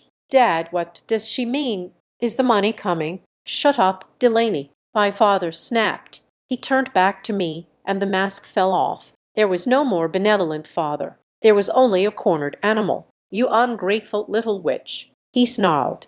I was trying to help you. I was trying to manage the equity so it didn't just sit there rotting. You don't know how to use money. You just hoard it. It is my house. I said I can burn it down if I want to, but you do not get to sell the ashes. I turned to the notary. Brenda, I would like you to make a copy of that forged document for your records, and then I would like you to mark it as rejected due to invalid signatory, and I need a receipt of that rejection." "Absolutely," Brenda said. She was trembling. She snatched the paper away from my father before he could grab it. She slammed a red stamp on it. "Lord." My father stared at the stamp. The ink was wet and bright. It was the color of a stop sign. It was the color of the end of his game. "This is not over," he whispered to me. "You think you are clever. You think a few phone calls makes you the boss. I am not the boss." I said, "I am the victim, and I am done being a victim." I took the receipt Brenda handed me. "Thank you." I walked out of the store. They followed me. Of course they did. They couldn't stay in there with the notary looking at them like they were criminals in the parking lot. The wind was biting. I walked to my car, keys in hand. "Stellar," Delaney screamed, running after me. "You cannot do this. The contractors are coming tomorrow. I already paid the deposit." "With whose money?" I asked, spinning around. "The money from the credit card I cannot, or the money from the loan that doesn't exist." "You are destroying my life," she shrieked. "You are jealous and old and bitter." My father caught up to her. He grabbed her shoulder to silence her. He walked up to me, stopping just a foot away. His breathing was heavy, ragged. "You have made a very big mistake," he said. His voice was low, devoid of the hysteria Delaney was showing. This was a different kind of threat. It was calm. "You think you can embarrass me? You think you can cut off the money and walk away?" "I am not walking away," I said. "I am standing my ground." He leaned in. I could smell the stale coffee on his breath. I could see the veins pulsing in his temple. "I know people, Stellar," he said. "I know how the system works better than you ever will. You might have stopped the loan today, but possession is 910 of the law. We are in that house. We have rights, and I will make sure you spend every dime you have trying to get us out."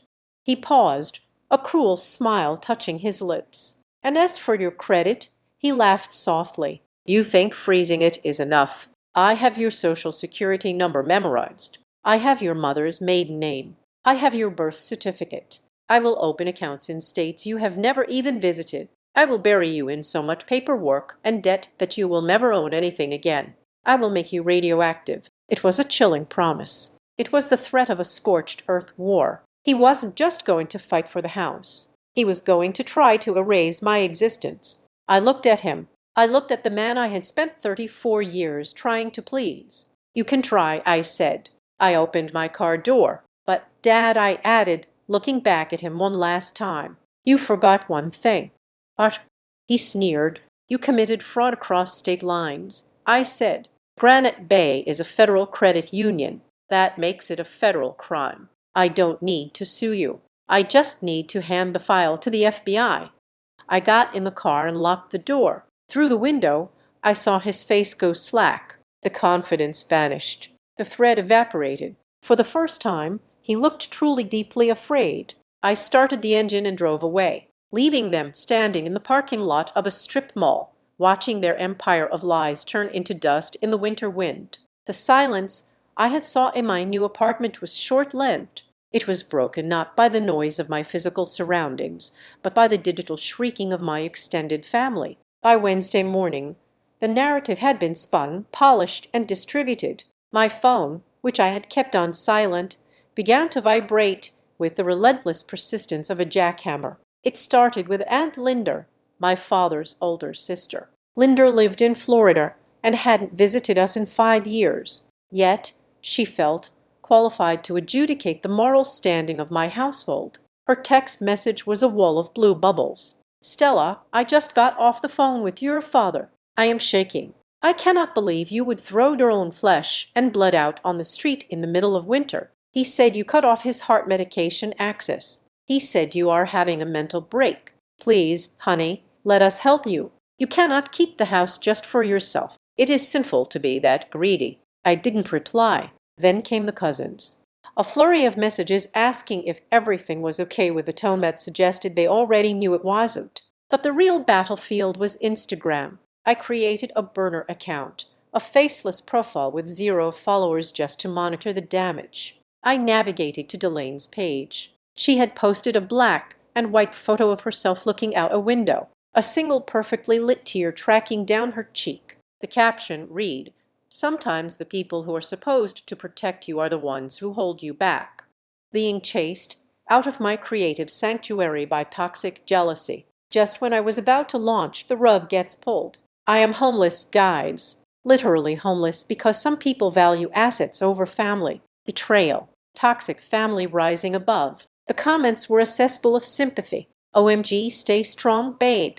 Jealousy is a disease. Get well soon to her. Who does that to their sister? Karma is coming. I scrolled through the comments, watching strangers dissect my character based on the lies of a woman who had tried to remodel a house she didn't own. They called me the evil sister. They called me the landlord. It should have hurt a few years ago. It would have crushed me. I would have called Delaney, sobbing, begging her to take it down, promising whatever she wanted just to make the public shaming stop. But I wasn't that person anymore. I looked at the screen and felt nothing but a clinical detachment. This wasn't a family dispute. It was a PR campaign.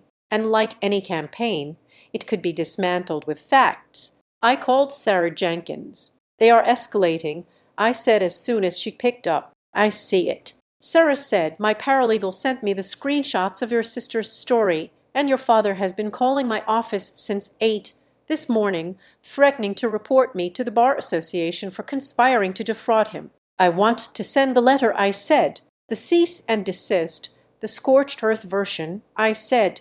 2 hours later, a courier was dispatched to 412 Maple Drive. The letter was not a suggestion. It was a legal cannonball. It outlined 3 specific points. 1. A demand to cease all defamatory statements on social media and private communications regarding my mental health and financial status under penalty of a lawsuit for leal and slander. 2. A formal notice that any further attempts to access credit, loans, or financial instruments in my name would result in immediate filing of criminal charges with the Federal Bureau of Investigation. 3. A preservation order demanding they not destroy, alter, or hide any financial documents currently in the house. I knew they would read it. I knew my father would turn purple.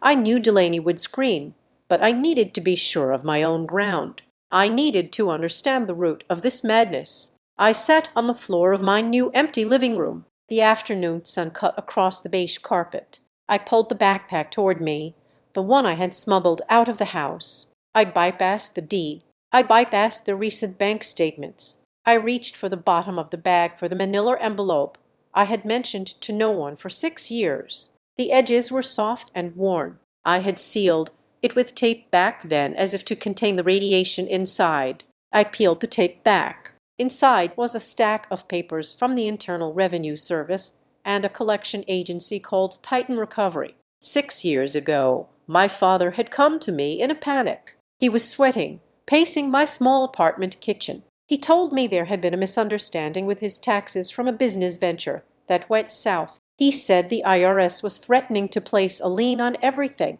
He said he needed $22,000 immediately to stop the seizure. "It is just a bridge loan. Stellar," he had said, his eyes wet with tears. "The family fund is tied up in long-term bonds. I cannot liquidate them without a massive penalty. If you can cover this, the fund will pay you back with interest in 6 months. I promise." I was 28. I had just saved $25,000 for a down payment on a starter home. It was everything I had. I gave it to him. I wrote the check to the IRS directly because he said his accounts were frozen. I paid the collection agency for the credit card debt he had hidden from my mother. And then I waited. 6 months passed. Then a year. Every time I brought it up, he waved me off. "The bonds haven't matured yet. Honey, you have to be patient. That money is growing. Think of it as your personal investment portfolio." I never saw a dime of it back. But that wasn't the secret in the envelope. The secret was what I found a year after I paid his debt. I pulled out the document I had intercepted from the mail back then, a statement from the very investment firm where he claimed the family fund was held. I had opened it by accident, thinking it was junk mail. Account balance 0. Account status closed. Date closed 12 years ago. The account had been closed 2 years before my mother died. I stared at the paper in the sunlight. There was no family fund.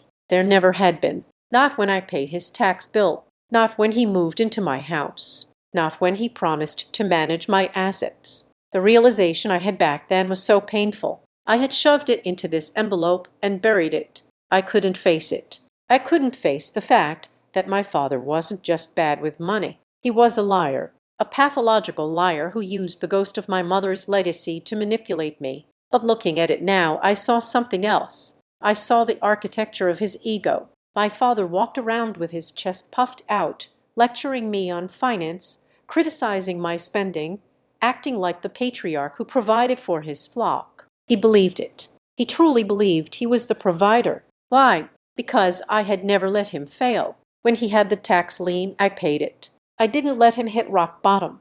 I saved him. When he couldn't pay his rent, I bought a house and let him move in. I saved him. When he couldn't pay his car insurance, I put it on auto pay. I saved him. He wasn't arrogant because he was rich. He was arrogant because he had never felt the consequences of being poor. I had insulated him from his own incompetence so thoroughly that he had mistaken my safety net for his own ability to fly. He didn't think he was stealing from me. In his twisted mind, he thought he was just accessing the resources of the family corporation of which he was the CEO. He saw my salary, my credit, my house as downstream assets of his creation. I was the battery powering a hologram. And now, by cutting the power, I wasn't just annoying him. I was dissolving his reality. I was killing the man he thought he was. My phone rang. It was Sarah. "Stellar," she said, "we have a response to the cease and desist already." Your father called. He didn't use a lawyer. He represented himself on the phone. He was agitated. What did he say? He said that if you do not resend the fraud alert and sign the deed transfer by Friday, he is going to sue you for breach of verbal contract regarding the house. He claims you promised him the property verbally in front of witnesses. Delaney. I said his witness is Delaney. Exactly. Sarah said it is a frivolous threat. It wouldn't stand up in court for 5 minutes, but he is banking on the fact that you do not want to go to court. He thinks you are scared of the conflict. She paused. Stellar, based on the forged power of attorney and the loan application, we have enough to go to the police right now. We can have him arrested for identity theft and attempted mortgage fraud. It is a felony. Do you want me to file the report? I looked at the papers on the floor, the history of my servitude. If I had him arrested, he would play the victim. He would be the confused old man whose daughter misunderstood a paperwork error. The family would rally around him. Delaney would spin it as me sending our father to prison. He would never admit what he did. He would die believing he was the martyr. No, I said, not yet, Stellar. This is dangerous, Sarah warned. He is desperate. I know, I said, but I do not want him arrested in the dark. I want him to confess in the light. How? He wants a meeting. I said, I will give him a meeting. I formulated the plan in my head. It had to be precise. It had to be the final turning of the screw. Sarah, can we use your conference room on Friday afternoon? The big one with the recording equipment. Yes, she said slowly. But why? I am going to invite them. I said I am going to tell them I am ready to settle. You are not settling. Sarah said it was a statement, not a question. No, I said I am closing the account. I hung up. I opened my text messages. I scrolled to my father's contact. The last message from him was the threat about the police from 3 days ago. I typed carefully. I wanted the ambiguity to be perfect. I wanted them to hear what they wanted to hear. Dad, I have been thinking. The social media, the fighting, it is too much. I cannot handle the stress and more. You win. Let's meet at my lawyer's office on Friday at 4 in the afternoon. I will bring the papers. I will take care of the house situation for Delaney once and for all. I read it over. You win. That was the bait. That was the phrase that would make him lower his guard. He would strut into that office thinking he had broken me. He would bring Delaney thinking she was there to receive her crown. I hit send. The response came 30 seconds later.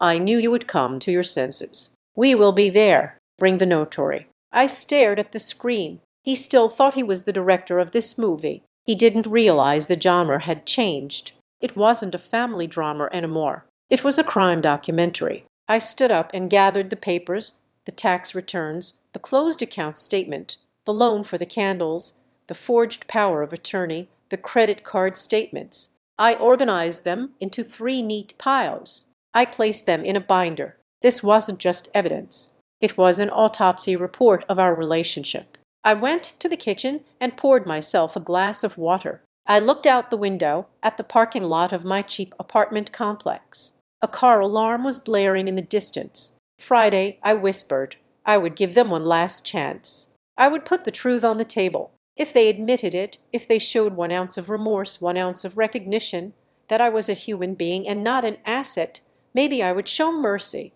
But I knew them. They wouldn't see the truth. They would only see the keys, and that would be their end. The conference room at the law offices of Jenkins and Associates was designed to intimidate. It was a corner space wrapped in Florida ceiling glass, offering a panoramic view of the gray winter skyline of Raleigh. In the center of the room sat a long table made of polished mahogany, a surface so glossy it reflected the fluorescent lights overhead like a dark pool of water. I sat on one side of this table. My lawyer, Sarah, sat next to me. We were the prosecution on the table. There were no pictures of water, no cookies, no welcoming amenities. There was only a single thin file folder resting in front of me. It was low. It looked innocuous. It contained the end of the world, as my family knew it. At 4:00 exactly, the receptionist opened the heavy oak door. Mr. Perry and Ms. Perry are here, she announced. My father walked in first. He was wearing his best suit,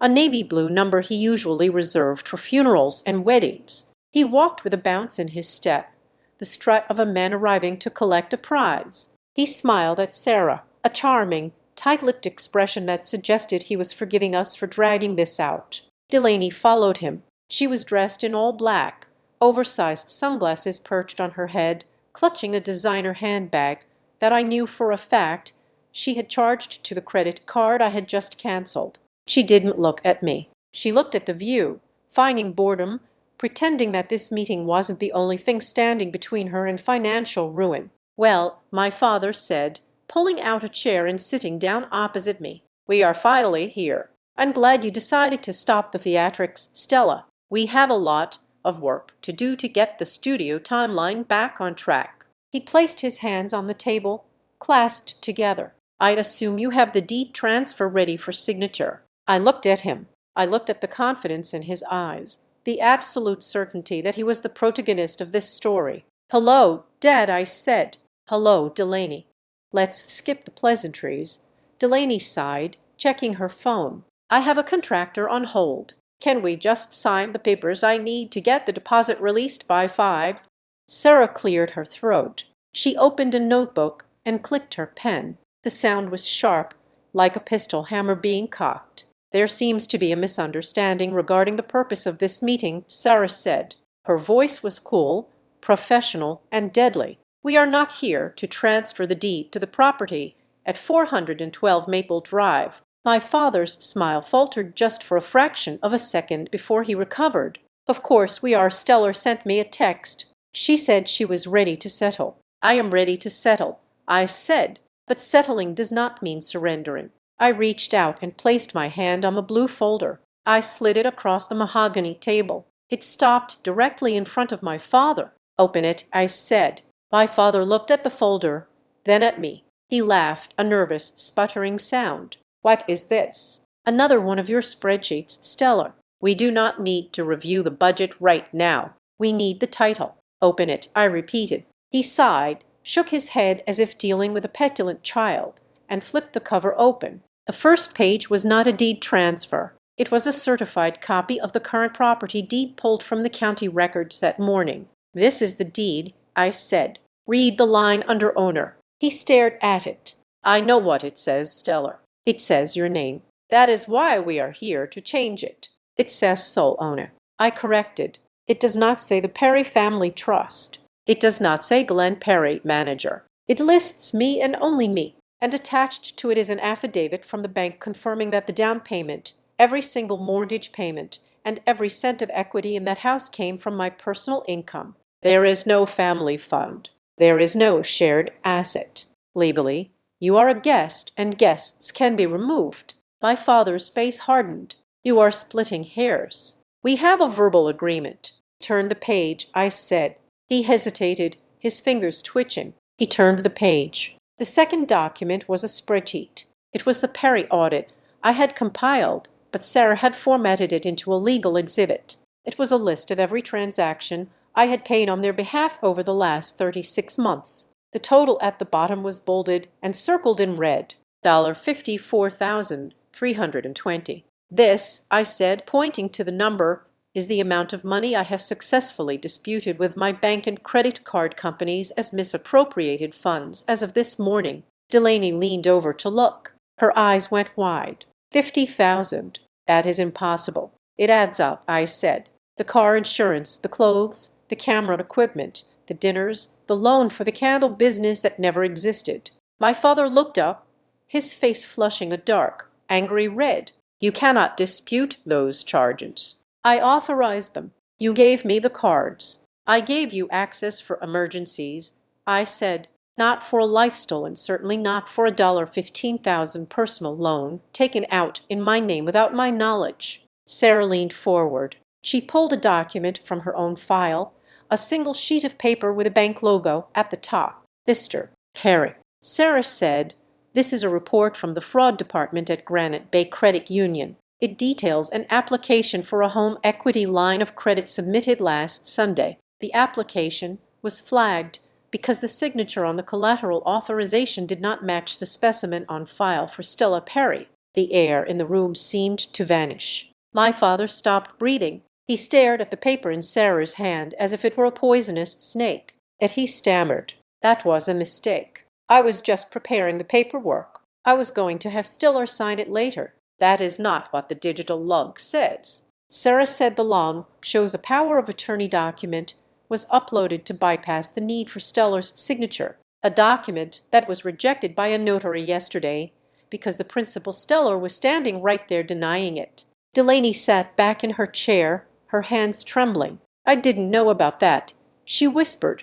I thought Dad said you agreed to the loan. He said you wanted to invest. Stop it, Delaney, I said. No, really, she insisted, her voice rising to a panic. I didn't know he forged anything. I just wanted the studio. Sarah picked up a printed screenshot. Is that so, MS? Perry, because we have a text message sent from your phone to your father's phone on Sunday night at 7:30 p.m. Sarah read the text aloud, her voice devoid of inflection. Did the upload go through? The contractor needs cash by Friday. Sign it and withdraw the funds as soon as it clears. She will never notice until it is too late. Delaney froze. Her mouth opened, but no sound came out. She looked at me, then at Dad, then at the door.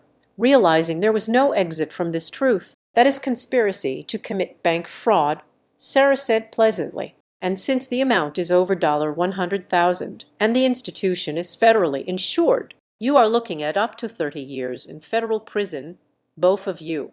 My father slammed his hand on the table. The noise echoed like a gunshot. Enough, he roared. He stood up, his chair scraping violently against the floor. This is a trap. You brought us here to ambush us. I brought you here to give you a choice, I said, remaining seated. I was perfectly calm. Sit down. I will not sit down, he shouted. He pointed a shaking finger at me. You are enjoying this, aren't you? You are enjoying humiliating your own father. After everything I did for you, I raised you. I put a roof over your head. I put a roof over your head, I said quietly. For 3 years, and now you want to throw me in jail. He spat because of some paperwork. Because I tried to help your sister build a future. You are cold, Stella.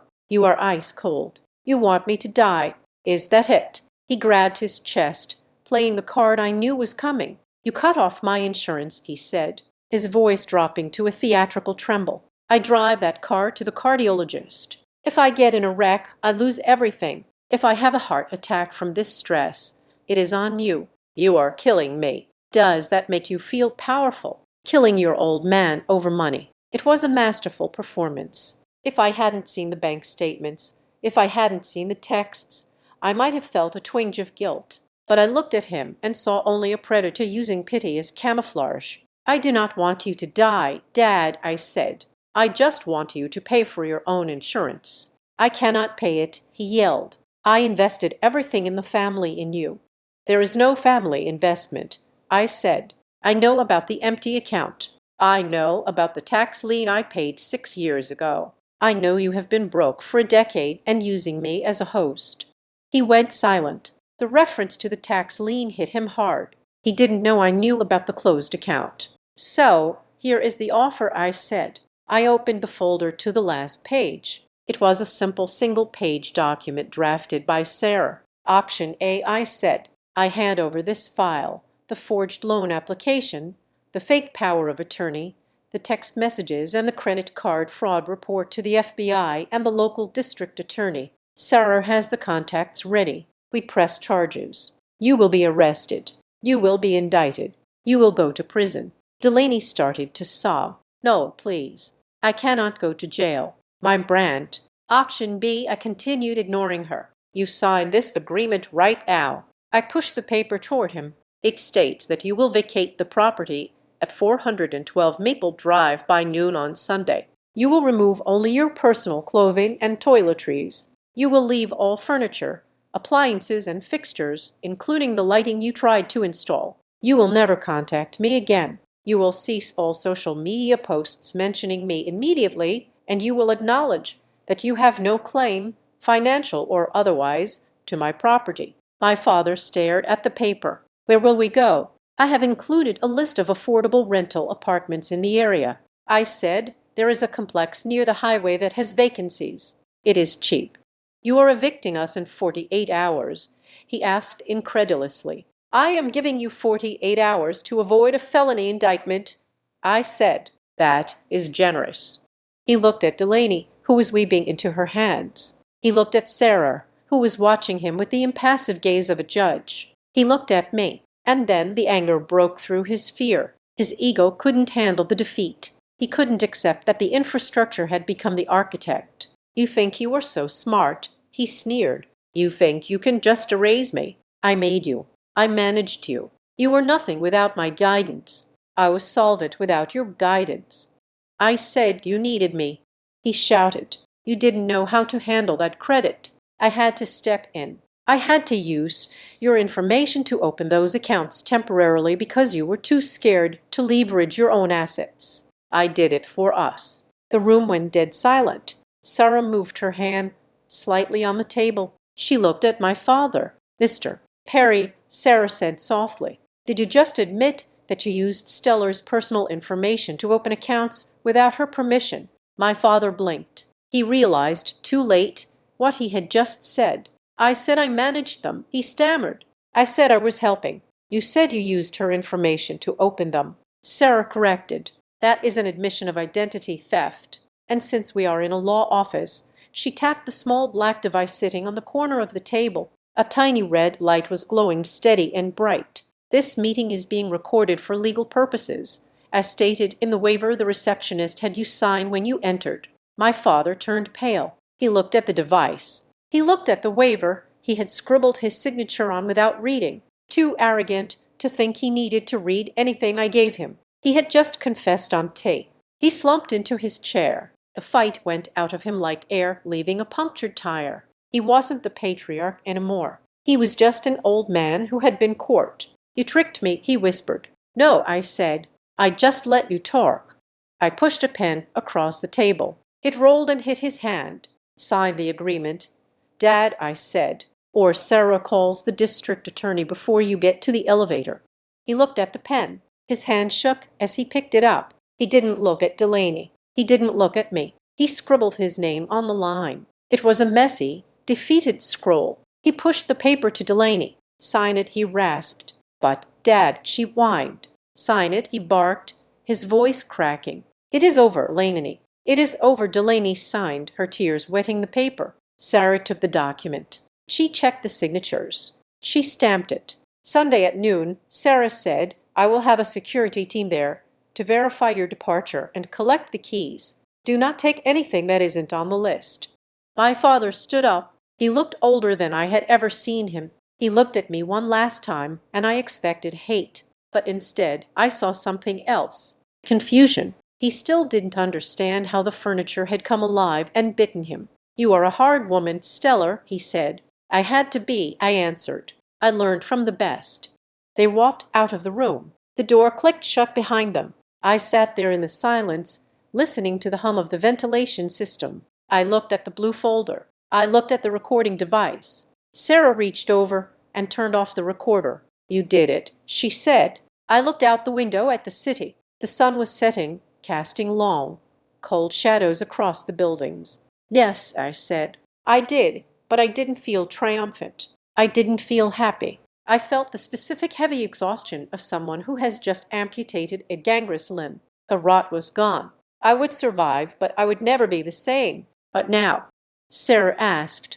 "Now," I said, standing up and buttoning my coat. "I go home, my real home." Sunday was coming, and for the first time in 3 years, the house on Maple Drive would be empty. Truly empty, and that was all I had ever wanted. Sunday arrived with a sky the color of a bruised plum. The air was thick with impending snow, the kind of weather that makes people huddle indoors and turn up their thermostats. But I was not indoors. I was sitting in the back of a black SUV parked 3 houses down from 412 Maple Drive. Beside me sat Sarah, my lawyer. In the front seat were 2 men from a private security firm. They were not police officers. They were large, silent professionals who specialized in high-conflict asset recovery. "It is noon," Sarah said, checking her watch. "The deadline has passed." "Give them 5 minutes," I said. "I want to see what they do." I watched through the tinted window.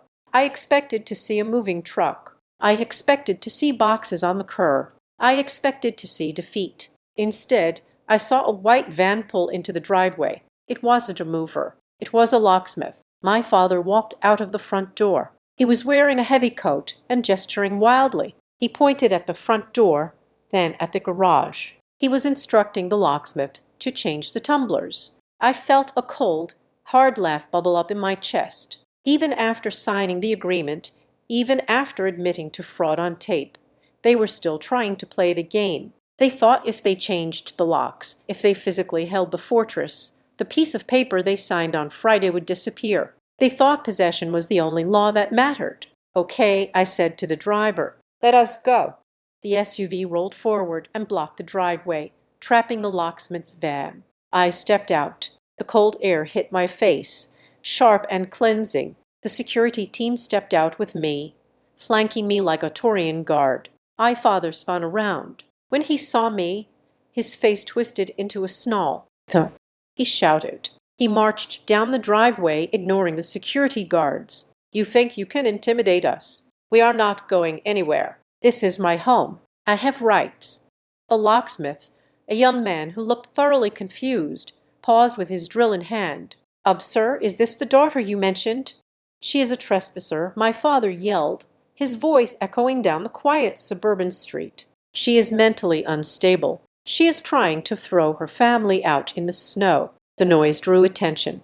Mr. Anderson, my neighbor, stepped out onto his porch. Mrs. Gable across the street peeked through her curtains. My father saw his audience and pitched his voice louder, performing for the gallery. "After everything I did for you," he screamed at me, "I raised you, I protected you, and this is how you repay me by hiring thugs to drag your old father out of his house." Delaney appeared in the doorway. She was holding her phone up filming extensive bullying. She narrated to her screen. "My sister is literally attacking us with mercenaries right now. This is what toxic financial abuse looks like." As I walked up the driveway, I stopped 5 feet from my father. I didn't shout.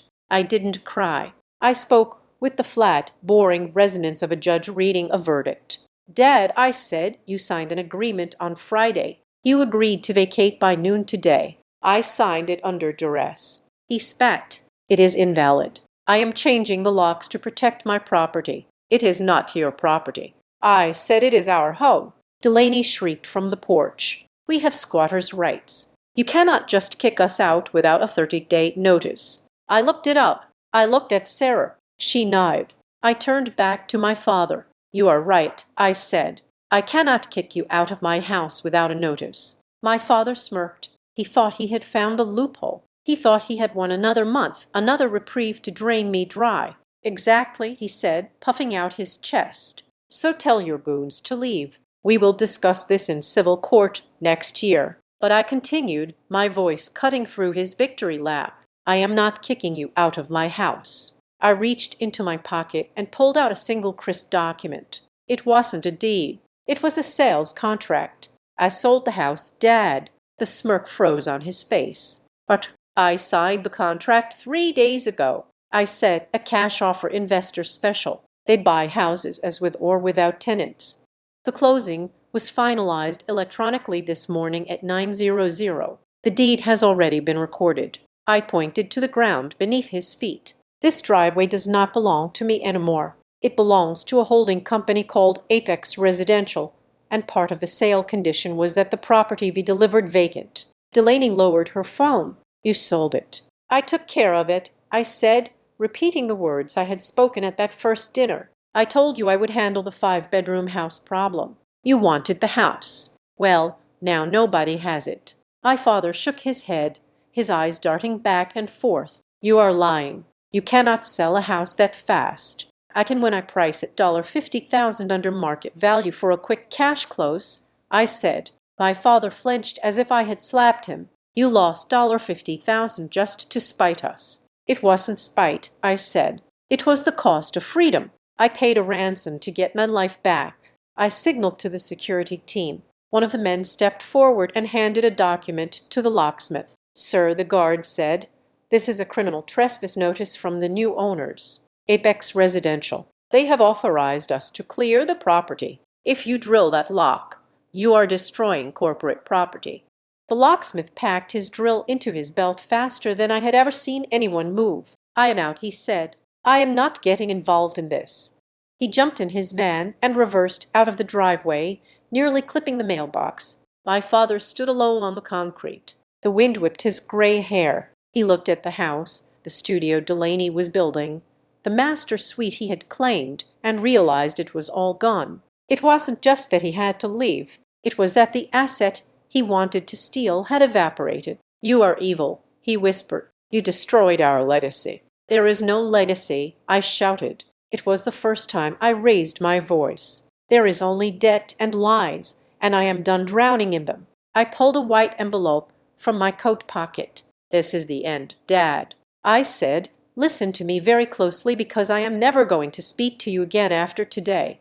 I held out the envelope. Inside this envelope is a cashier's check for $3,000. It is enough for a security deposit and first month's rent at the Garden View apartments on the highway. I have also included a list of sliding scale medical clinics for your heart condition. He stared at the envelope. He didn't take it. This is your severance package. I said, but it comes with a condition. If you take this, you leave right now. You get in your car. You take your boxes and you go. If you refuse or if you try to stay, I looked at Sarah. Sarah has the Granite Bay fraud file on speed dial to the district attorney. I said, the new owners, Apex Residential, have already agreed to press criminal trespassing charges if you are here past 100. So you have two choices. You can be homeless and in prison, or you can take this money and be someone else's problem.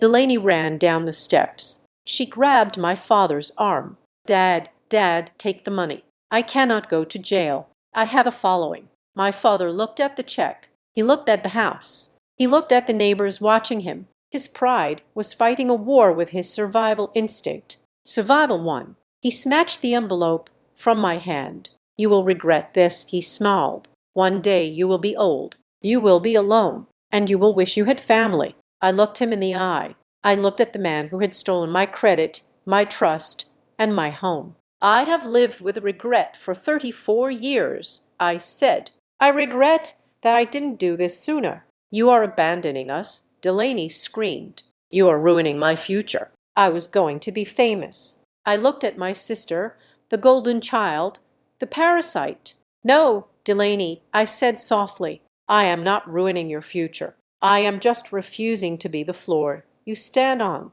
I turned my back on them. Clear the house, I told the security team. I walked back to the SUV and got in. I didn't watch them load their cars. I didn't watch them cry. I didn't watch my father scream at the security guards as they carried his recliner to the curb. I told the driver to take me to Creek View. 2 hours later, I was sitting in my new living room. It was small. The carpet was a generic beige. The view from the window was a parking lot and a line of pine trees. There was no crown molding.